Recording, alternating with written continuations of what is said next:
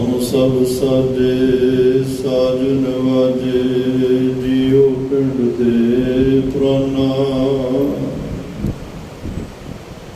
ਨਿਰਗੁਣਿਆਲੇ ਗੁਣ ਨਹੀਂ ਕੋਈ,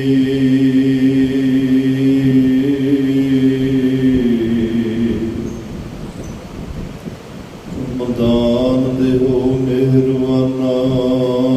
ਜੋ ਆਪ ਬੁਲਾਏ ਤਿਉ ਬੋਲੀਐ, ਜਾ ਆਪ ਬੁਲਾਏ ਸੋਏ। ਗੁਰਮੁਖ ਬਾਣੀ ਬ੍ਰਹਮ ਹੈ, ਸ਼ਬਦ ਮਿਲਾਵਾ ਹੋਏ। ਤੂੰ ਸੁਲਤਾਨ ਕਹਾਂ ਹੋ ਮੀਆਂ, ਤੇਰੀ ਕਵਨ ਵਡਾਈ। ਜੋ ਤੋ ਦੇ ਸੋ ਕਹਾ ਸੁਆਮੀ,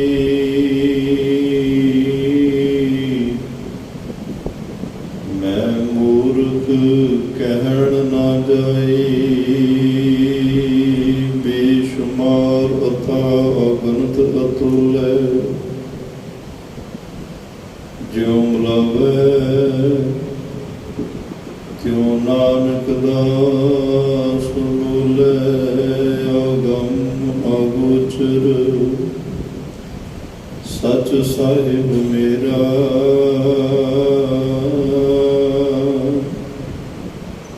ਨਾਨਕ ਬੋਲੇ ਬੁਲਾਇਆ ਤੇਰਾ।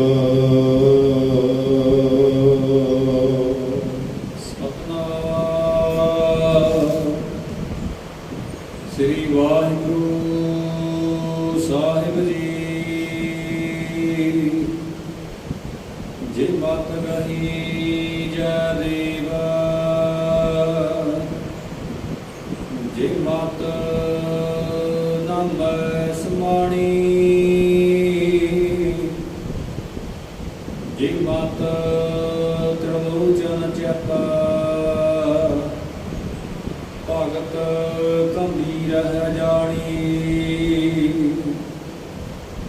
ਹੁਕਮਾਗਤ ਕਰਤੂਤਾ, ਰਾਮ ਜਪਹੁ ਜਪਹੁ ਨਿਤ ਭਾਈ। ਅਮਰੀਕ ਪ੍ਰਹਲਾਦ, ਸਰਣ ਗੋਬਿੰਦ ਗਾਤ ਪਾਈ।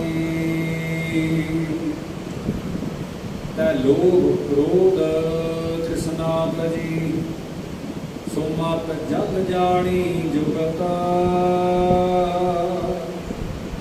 ਗੁਰੂ ਅਮਰਦਾਸ ਨਿਜ ਭਗਤ ਹੈ, ਦੇਖ ਦਰਸ ਪਾਵੋ ਮੁਕਤ। ਜੇ ਮਤ ਗਹੀ ਜੈ ਦੇਵਾ, ਜੇ ਮਤ ਨਾਮ ਸਮਾਣੀ। ਵਾਹਿਗੁਰੂ ਜੀ ਕਾ ਖਾਲਸਾ, ਵਾਹਿਗੁਰੂ ਜੀ ਕੀ ਫਤਿਹ। ਪਰਮ ਸਤਿਕਾਰ ਤੇ ਸਨਮਾਨਿਓ ਚਬਰ ਛਤਰ ਤਖਤ ਦੇ ਮਾਲਕ, ਜੁਗੋ ਜੁਗ ਅਟਲ ਸਰਬ ਸਾਂਝੀ ਵਾਲਤਾ ਦੇ ਪੈਗੰਬਰ, ਦੀਨ ਦੁਨੀ ਦੇ ਰਾਖੇ, ਮਨੁੱਖਤਾ ਦੇ ਸਾਂਝੇ ਰਹਿਬਰ, ਗੁਰਤਾ ਗੱਦੀ ਤੇ ਸਭਾਇਮਾਨ ਧੰਨ ਧੰਨ ਧੰਨ ਸਾਹਿਬ ਸ੍ਰੀ ਗੁਰੂ ਗ੍ਰੰਥ ਸਾਹਿਬ ਜੀ ਮਹਾਰਾਜ। ਤਿਨਾਂ ਦੀ ਅਪਾਰ ਕਿਰਪਾ ਬਖਸ਼ਿਸ਼ ਰਹਿਮਤ ਦਾ ਸਦਕਾ ਆਪ ਸਰਬੱਤ ਮਾਈ ਭਾਈ ਗੁਰਦੁਆਰਾ ਸਿੰਘ ਸ਼ਹੀਦਾਂ ਵਿਖੇ ਅੰਮ੍ਰਿਤ ਵੇਲੇ ਦੇ ਦੀਵਾਨਾਂ ਦੀ ਹਾਜ਼ਰੀ ਭਰ ਰਹੇ ਹੋ। ਗਰੀਬ ਨਵਾਜ਼ ਸਤਿਗੁਰਾਂ ਦੀ ਬਖਸ਼ਿਸ਼ ਦੁਆਰਾ ਰੱਬੀ ਗੁਰਬਾਣੀ ਦੇ ਨਿਤਨੇਮ ਸਰਵਣ ਕਰਨ ਦਾ, ਪੜ੍ਹਨ ਦਾ ਸੁਭਾਗ ਸਮਾਂ ਪ੍ਰਾਪਤ ਹੋਇਆ। ਆਸਾ ਜੀ ਕੀ ਵਾਰ ਦੇ ਸੰਪੂਰਨ ਕੀਰਤਨ ਹਜ਼ੂਰੀ ਰਾਗੀ ਜਿੱਥੇ ਤੋਂ ਆਪ ਜੀ ਨੇ ਸਰਵਣ ਕੀਤੇ। ਉਪਰੰਤ ਚੱਲ ਰਹੀ ਸ੍ਰੀ ਗੁਰੂ ਗ੍ਰੰਥ ਸਾਹਿਬ ਮਹਾਰਾਜ ਜੀ ਦੀ ਲੜੀਵਾਰ ਕਥਾ, ਗੁਰ ਸ਼ਬਦ ਵਿਚਾਰ ਨਾਲ ਜੁੜਨ ਦਾ ਸੁਭਾਗਾ ਸਮਾਂ ਪ੍ਰਾਪਤ ਹੋਇਆ ਹੈ। ਆਓ ਇਸ ਮਿਲੇ ਹੋਏ ਸਮੇਂ ਨੂੰ ਗੁਰਮਤਿ ਵਿਚਾਰਾਂ ਰਾਹੀਂ, ਗੁਰ ਇਤਿਹਾਸ ਰਾਹੀਂ ਗੁਰੂ ਦੀ ਵਡਿਆਈ, ਉਪਮਾ, ਮਹਿਮਾ ਨੂੰ ਗਾਇਨ ਕਰਕੇ ਸਫਲ ਕਰਨ ਦਾ ਯਤਨ ਕਰੀਏ,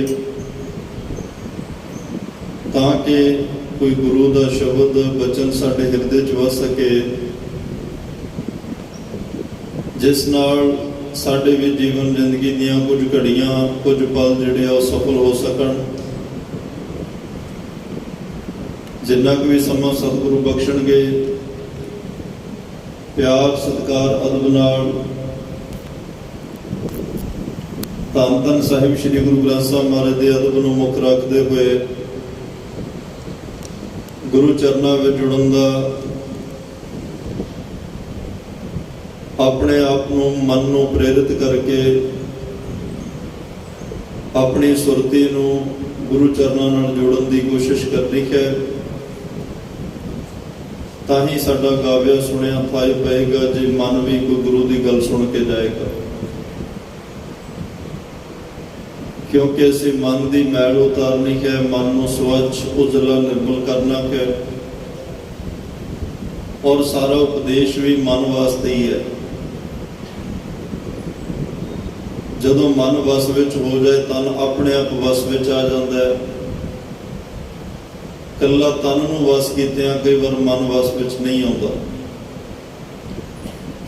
ਤੇ ਇਸ ਲਈ ਰੱਬੀ ਗੁਰਬਾਣੀ ਦਾ ਉਪਦੇਸ਼ ਜਿਹੜਾ ਹੈ ਉਹ ਸਾਡੇ ਮਨ ਨੂੰ ਹੀ ਤਕਰੀਬਨ ਸੰਬੋਧਨ ਕਰਕੇ ਸਤਿਗੁਰੂ ਉਪਦੇਸ਼ ਕਰਦੇ ਹਨ। ਕਿਉਂਕਿ ਮਨ ਇੱਕ ਵਿਚਾਰਾਂ ਦਾ ਪੁਲੰਦਾ ਹੈ, ਇੱਕ ਖਿਆਲਾਂ ਦੀ ਦੁਨੀਆ ਹੈ,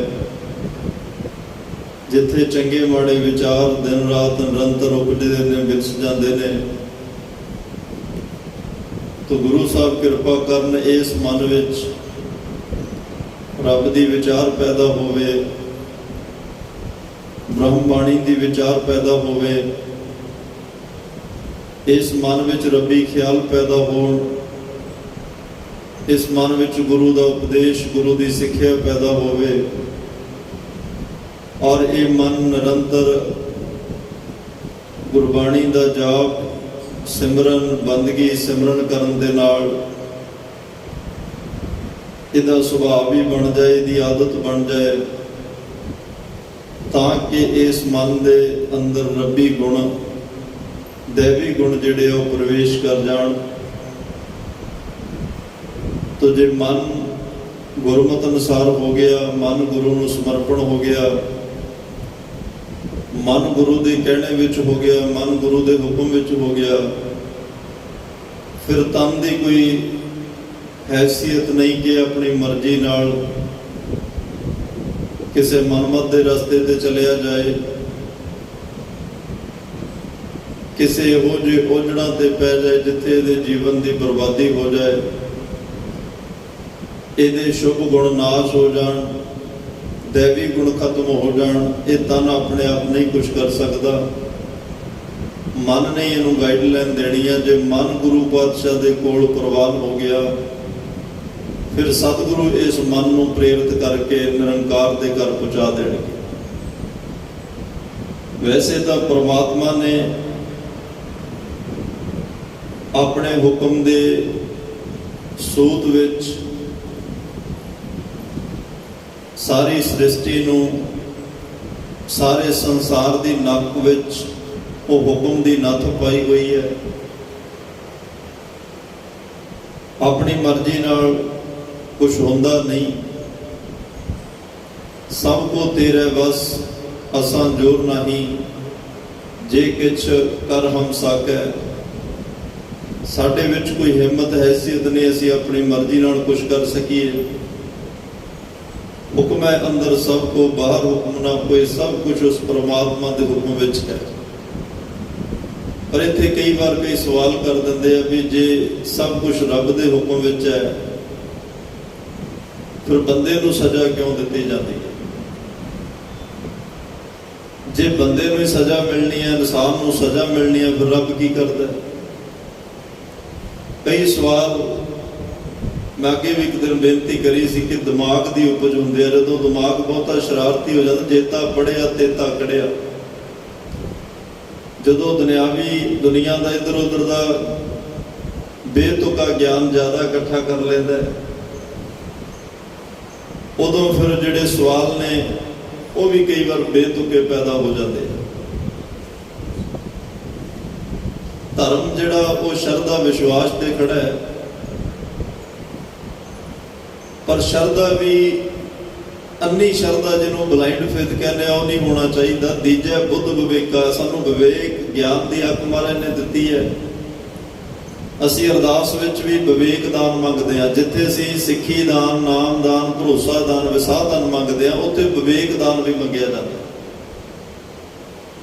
ਤਾਂ ਕਿ ਸਾਨੂੰ ਤੀਖਣ ਬੁੱਧੀ, ਗੁਰਮਤਿ ਦੀ ਰੋਸ਼ਨੀ ਵਿੱਚ ਚੰਗੇ ਮਾੜੇ ਦਾ ਨਿਰਣਾ ਕਰਨ ਦੀ ਸਾਡੇ ਕੋਲੇ ਉਹ ਸਮਰੱਥਾ ਹੋਵੇ।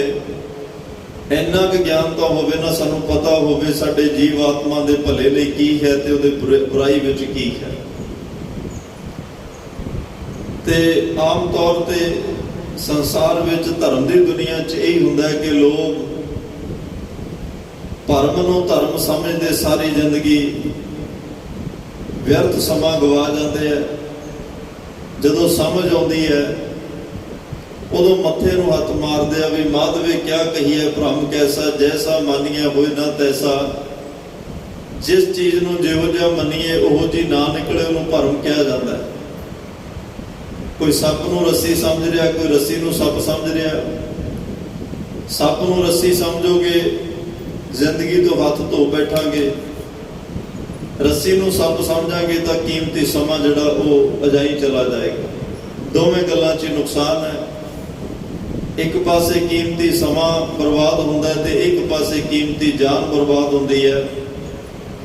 ਬਹੁਤਾਤ ਲੋਕਾਂ ਨੇ ਧਰਮ ਦੀ ਦੁਨੀਆ 'ਚ ਭਰਮ ਭੁਲੇਖਿਆਂ 'ਚ ਪੈ ਕੇ ਭਰਮ ਨੂੰ ਧਰਮ ਸਮਝਦੇ ਹੋਏ ਵਿਅਰਥ ਸਮਾਂ, ਆਪਣਾ ਕੀਮਤੀ ਸਮਾਂ ਜਿਹੜਾ ਉਹ ਵਿਅਰਥ ਗਵਾ ਲਿਆ। ਕਈ ਵਿਚਾਰੇ ਧਰਮ ਕਮਾਉਂਦੇ ਕਮਾਉਂਦੇ ਆਪਣੀਆਂ ਜਾਨਾਂ ਤੋਂ ਵੀ ਹੱਥ ਧੋ ਬੈਠੇ। ਪਰ ਗੁਰਮਤਿ ਨੇ ਬੜੀ ਪਿਆਰੀ ਵਿਚਾਰ ਸਾਨੂੰ ਬਖਸ਼ਿਸ਼ ਕੀਤੀ ਹੈ, ਮਾਨਵਤਾ ਦੇ ਭਲੇ ਹਿੱਤ। ਸਾਨੂੰ ਅੱਜ ਇਹ ਜਿਹੜੀਆਂ ਚਾਰ ਦੀਵਾਰੀਆਂ ਨੇ ਇਹ ਤੋਂ ਬਾਹਰ ਨਿਕਲ ਕੇ ਵੀ ਸੋਚਣਾ ਪਏਗਾ ਕਿ ਧੰਨ ਗੁਰੂ ਗ੍ਰੰਥ ਸਾਹਿਬ ਦਾ ਉਪਦੇਸ਼ ਸਰਬ ਸਾਂਝੀਵਾਲਤਾ ਲਈ ਹੈ। ਧੰਨ ਸ਼੍ਰੀ ਗੁਰੂ ਗ੍ਰੰਥ ਸਾਹਿਬ ਦਾ ਉਪਦੇਸ਼ ਚੌਂ ਵਰਨਾਂ ਲਈ, ਚਾਰੇ ਕੁੰਟਾਂ ਵਿੱਚ ਵਸਦੀ ਮਾਨਵਤਾ ਲਈ ਹੈ। ਆਪਣੇ ਵੱਡੇ ਭਾਗ ਨੇ ਕਿ ਸਾਨੂੰ ਗੁਰੂ ਗ੍ਰੰਥ ਸਾਹਿਬ ਦੇ ਘਰ 'ਚ, ਵਿਹੜੇ 'ਚ ਜਨਮ ਮਿਲਿਆ, ਪਰ ਇਹਦਾ ਉਪਦੇਸ਼ ਜਿਵੇਂ ਗੁਆਂਢੀਆਂ ਦੇ ਘਰ ਵਿੱਚ ਕਿਸੇ ਗੁਲਾਬ ਦਾ ਬੂਟਾ ਲੱਗਿਆ ਹੋਵੇ, ਪੌਦਾ ਲੱਗਿਆ ਹੋਵੇ, ਠੀਕ ਹੈ, ਉਸ ਪੌਦੇ ਦੀਆਂ ਟਾਹਣੀਆਂ ਜੋ ਸਾਡੇ ਘਰ ਵਿੱਚ ਨਹੀਂ ਆਉਣ ਦੇਗਾ, ਉਸ ਫੁੱਲਾਂ ਨੂੰ ਸਰੀਰਕ ਤੌਰ ਤੇ ਸਾਡੇ ਘਰ ਵਿੱਚ ਨਹੀਂ ਆਉਣ ਦੇਗਾ, ਪਰ ਉਹਦੀ ਸੁਗੰਧੀ ਨੂੰ ਤਾਂ ਨਹੀਂ ਨਾ ਰੋਕ ਸਕਦਾ। ਸੁਗੰਧੀ ਤਾਂ ਚਾਰ ਦੀਵਾਰੀਆਂ ਟੱਪ ਕੇ ਵੀ ਆ ਜਾਏਗੀ। ਸਰੀਰਕ ਤੌਰ ਤੇ ਅਖੌਤੀ ਜਾਤਾਂ, ਮਜ਼ਹਬਾਂ, ਧਰਮਾਂ ਦੇ ਨਾਂ ਤੇ ਜਿਹੜੀਆਂ ਅਸੀਂ ਵੰਡੀਆਂ ਪਾਈਆਂ ਨੇ, ਜਿਹੜੀਆਂ ਕਿਤੇ ਨਾ ਕਿਤੇ ਧਾਰਮਿਕ ਸਥਾਨਾਂ ਤੇ ਜਾਣ ਲਈ ਰੁਕਾਵਟਾਂ ਵੀ ਖੜੀਆਂ ਕਰਦੀਆਂ, ਧਰਮ ਦੇ ਲਿਬਾਸ ਨਿਸ਼ਚਿਤ ਕਰ ਦਿੱਤੇ, ਪਰਮਾਤਮਾ ਦੀ ਪੂਜਾ ਅਰਚਨਾ ਦੇ ਪ੍ਰਬੰਧ ਜਾਂ ਉਹਦੇ ਲਈ ਸਾਜੋ ਸਮਾਨ, ਜੋ ਕਿਰਿਆ ਕਰਮ ਕਾਂਡ ਜੋ ਚਾਹੀਦਾ ਉਹ ਨਿਸ਼ਚਿਤ ਕਰ ਦਿੱਤੇ। ਖੈਰ, ਇੰਨੀਆਂ ਗੱਲਾਂ ਹੋਣ ਦੇ ਬਾਵਜੂਦ ਵੀ ਧੰਨ ਧੰਨ ਸਾਹਿਬ ਸ੍ਰੀ ਗੁਰੂ ਗ੍ਰੰਥ ਸਾਹਿਬ ਮਹਾਰਾਜ ਦਾ ਉਪਦੇਸ਼ ਜਿਹੜਾ ਗਿਆਨ ਹੈ, ਉਹ ਇੱਕ ਫੁੱਲਾਂ ਦੀ ਖੁਸ਼ਬੂ ਤਰ੍ਹਾਂ ਸਾਰੇ ਤਰ੍ਹਾਂ ਦੀਆਂ ਚਾਰ ਦੀਵਾਰੀਆਂ ਨੂੰ ਟੱਪ ਕੇ ਵੀ ਮਾਨਵਤਾ ਤੱਕ ਪਹੁੰਚ ਜਾਂਦਾ ਹੈ। ਪਰ ਭਲਾ ਉਸੇ ਦਾ ਹੋਏਗਾ ਜੇ ਕੋ ਖਾਵੇ ਜੇ ਕੋ ਪੁੰਚੈ, ਤਿਸ ਕਾ ਹੋਏ ਉਧਾਰੋ। ਇਹਨੂੰ ਜਿਹੜਾ ਖਾਏਗਾ, ਪੁੰਚੇਗਾ, ਭਾਵ ਜਪੇਗਾ, ਅੰਦਰ ਕਮਾ ਕੇ ਵਸਾਏਗਾ। ਹਜਮ ਵੀ ਕਰਨਾ ਹੈ ਨਾ, ਹਜਮ ਕਰਨ ਦੀ ਸਮਰੱਥਾ ਹੋਣੀ ਬਹੁਤ ਲਾਜ਼ਮੀ ਹੈ। ਜਿਹਨੇ ਇਹ ਜਪਿਆ, ਜਿਹਨੇ ਅੰਦਰ ਵਸਾਇਆ, ਟਿਕਾਇਆ, ਕਮਾਇਆ ਤੇ ਉਹਨੂੰ ਜਗ੍ਹਾ ਦਿੱਤੀ, ਅੰਦਰ ਹਜਮ ਕਰ ਲਿਆ, ਤਿਸ ਕਾ ਹੋਏ ਉਧਾਰੋ। ਨਹੀਂ, ਕਈ ਵਾਰ ਭਾਂਡਾ ਥੋੜਾ ਜਿਹਾ ਭਰਦਾ ਛਲਕ ਜਾਂਦਾ, ਫਿਰ ਉਹਨੂੰ ਹੁੰਦਾ ਛੇਤੀ ਛੇਤੀ ਸਾਰਿਆਂ ਨੂੰ ਦੱਸਾਂ ਤਾਂ ਕਿ ਮੈਨੂੰ ਵੱਖਰਾ ਮਾਣ ਸਨਮਾਨ ਮਿਲੇ। ਖੈਰ, ਇਹ ਸਭ ਕੁਝ ਪਰਮਾਤਮਾ ਦੇ ਹੁਕਮ ਵਿੱਚ ਹੈ। ਹੁਕਮ ਤੋਂ ਬਿਨਾਂ ਇੱਥੇ ਕੁਝ ਵੀ ਨਹੀਂ। ਹੁਕਮ ਹੈ ਅੰਦਰ ਸਭ ਕੋ, ਬਾਹਰ ਹੁਕਮ ਨਾ ਕੋਈ। ਹੁਕਮ ਹੈ ਅੰਦਰ ਆਏ ਦਾ ਪਿਆਰਾ, ਹੁਕਮ ਹੈ ਜਾਦੋ ਜਾਏ। ਹੁਕਮ ਵਿੱਚ ਆਏ ਹੁਕਮ ਵਿੱਚ ਹੀ ਅਸੀਂ ਜਾਣਾ ਗਏ, ਤੇ ਜੇ ਆਏ ਹੁਕਮ ਵਿੱਚ ਆ, ਜਾਣਾ ਹੁਕਮ ਵਿੱਚ ਹੈ, ਫਿਰ ਰਹਿ ਆਪਣੀ ਮਰਜ਼ੀ ਨਾਲ ਕਿਵੇਂ ਸਕਦੇ ਆ? ਰਹਿਣਾ ਵੀ ਉਹਦੇ ਹੁਕਮ ਵਿੱਚ ਹੀ ਪੈਂਦਾ। ਫਿਰ ਇੱਥੇ ਵੀ ਮਰਜ਼ੀ ਆਪਣੀ ਨਹੀਂ ਚੱਲਦੀ। ਖੈਰ ਸਵਾਲ ਇਹ ਹੈ ਕਿ ਜੇ ਰੱਬ ਦੇ ਹੁਕਮ ਵਿੱਚ ਹੈ, ਫਿਰ ਇਨਸਾਨ ਦੋਸ਼ੀ ਕਿਉਂ? ਜੇ ਇਨਸਾਨ ਦੋਸ਼ੀ ਹੈ, ਇਨਸਾਨ ਨੂੰ ਸਜ਼ਾਵਾਂ ਮਿਲਣੀਆਂ, ਫਿਰ ਰੱਬ ਕੀ ਕਰਦਾ? ਪਰਮਾਤਮਾ ਨੇ ਸਾਨੂੰ ਆ ਖੇਤ ਸਰੀਰ ਦਿੱਤਾ, ਸਰੀਰ ਦੇ ਨਾਲ ਇਸ ਖੇਤ ਰੂਪੀ ਸਰੀਰ ਦੇ ਵਿੱਚ ਬੀਜਣ ਵਾਸਤੇ ਨਾਮ ਦਾ ਬੀਜ ਦਿੱਤਾ।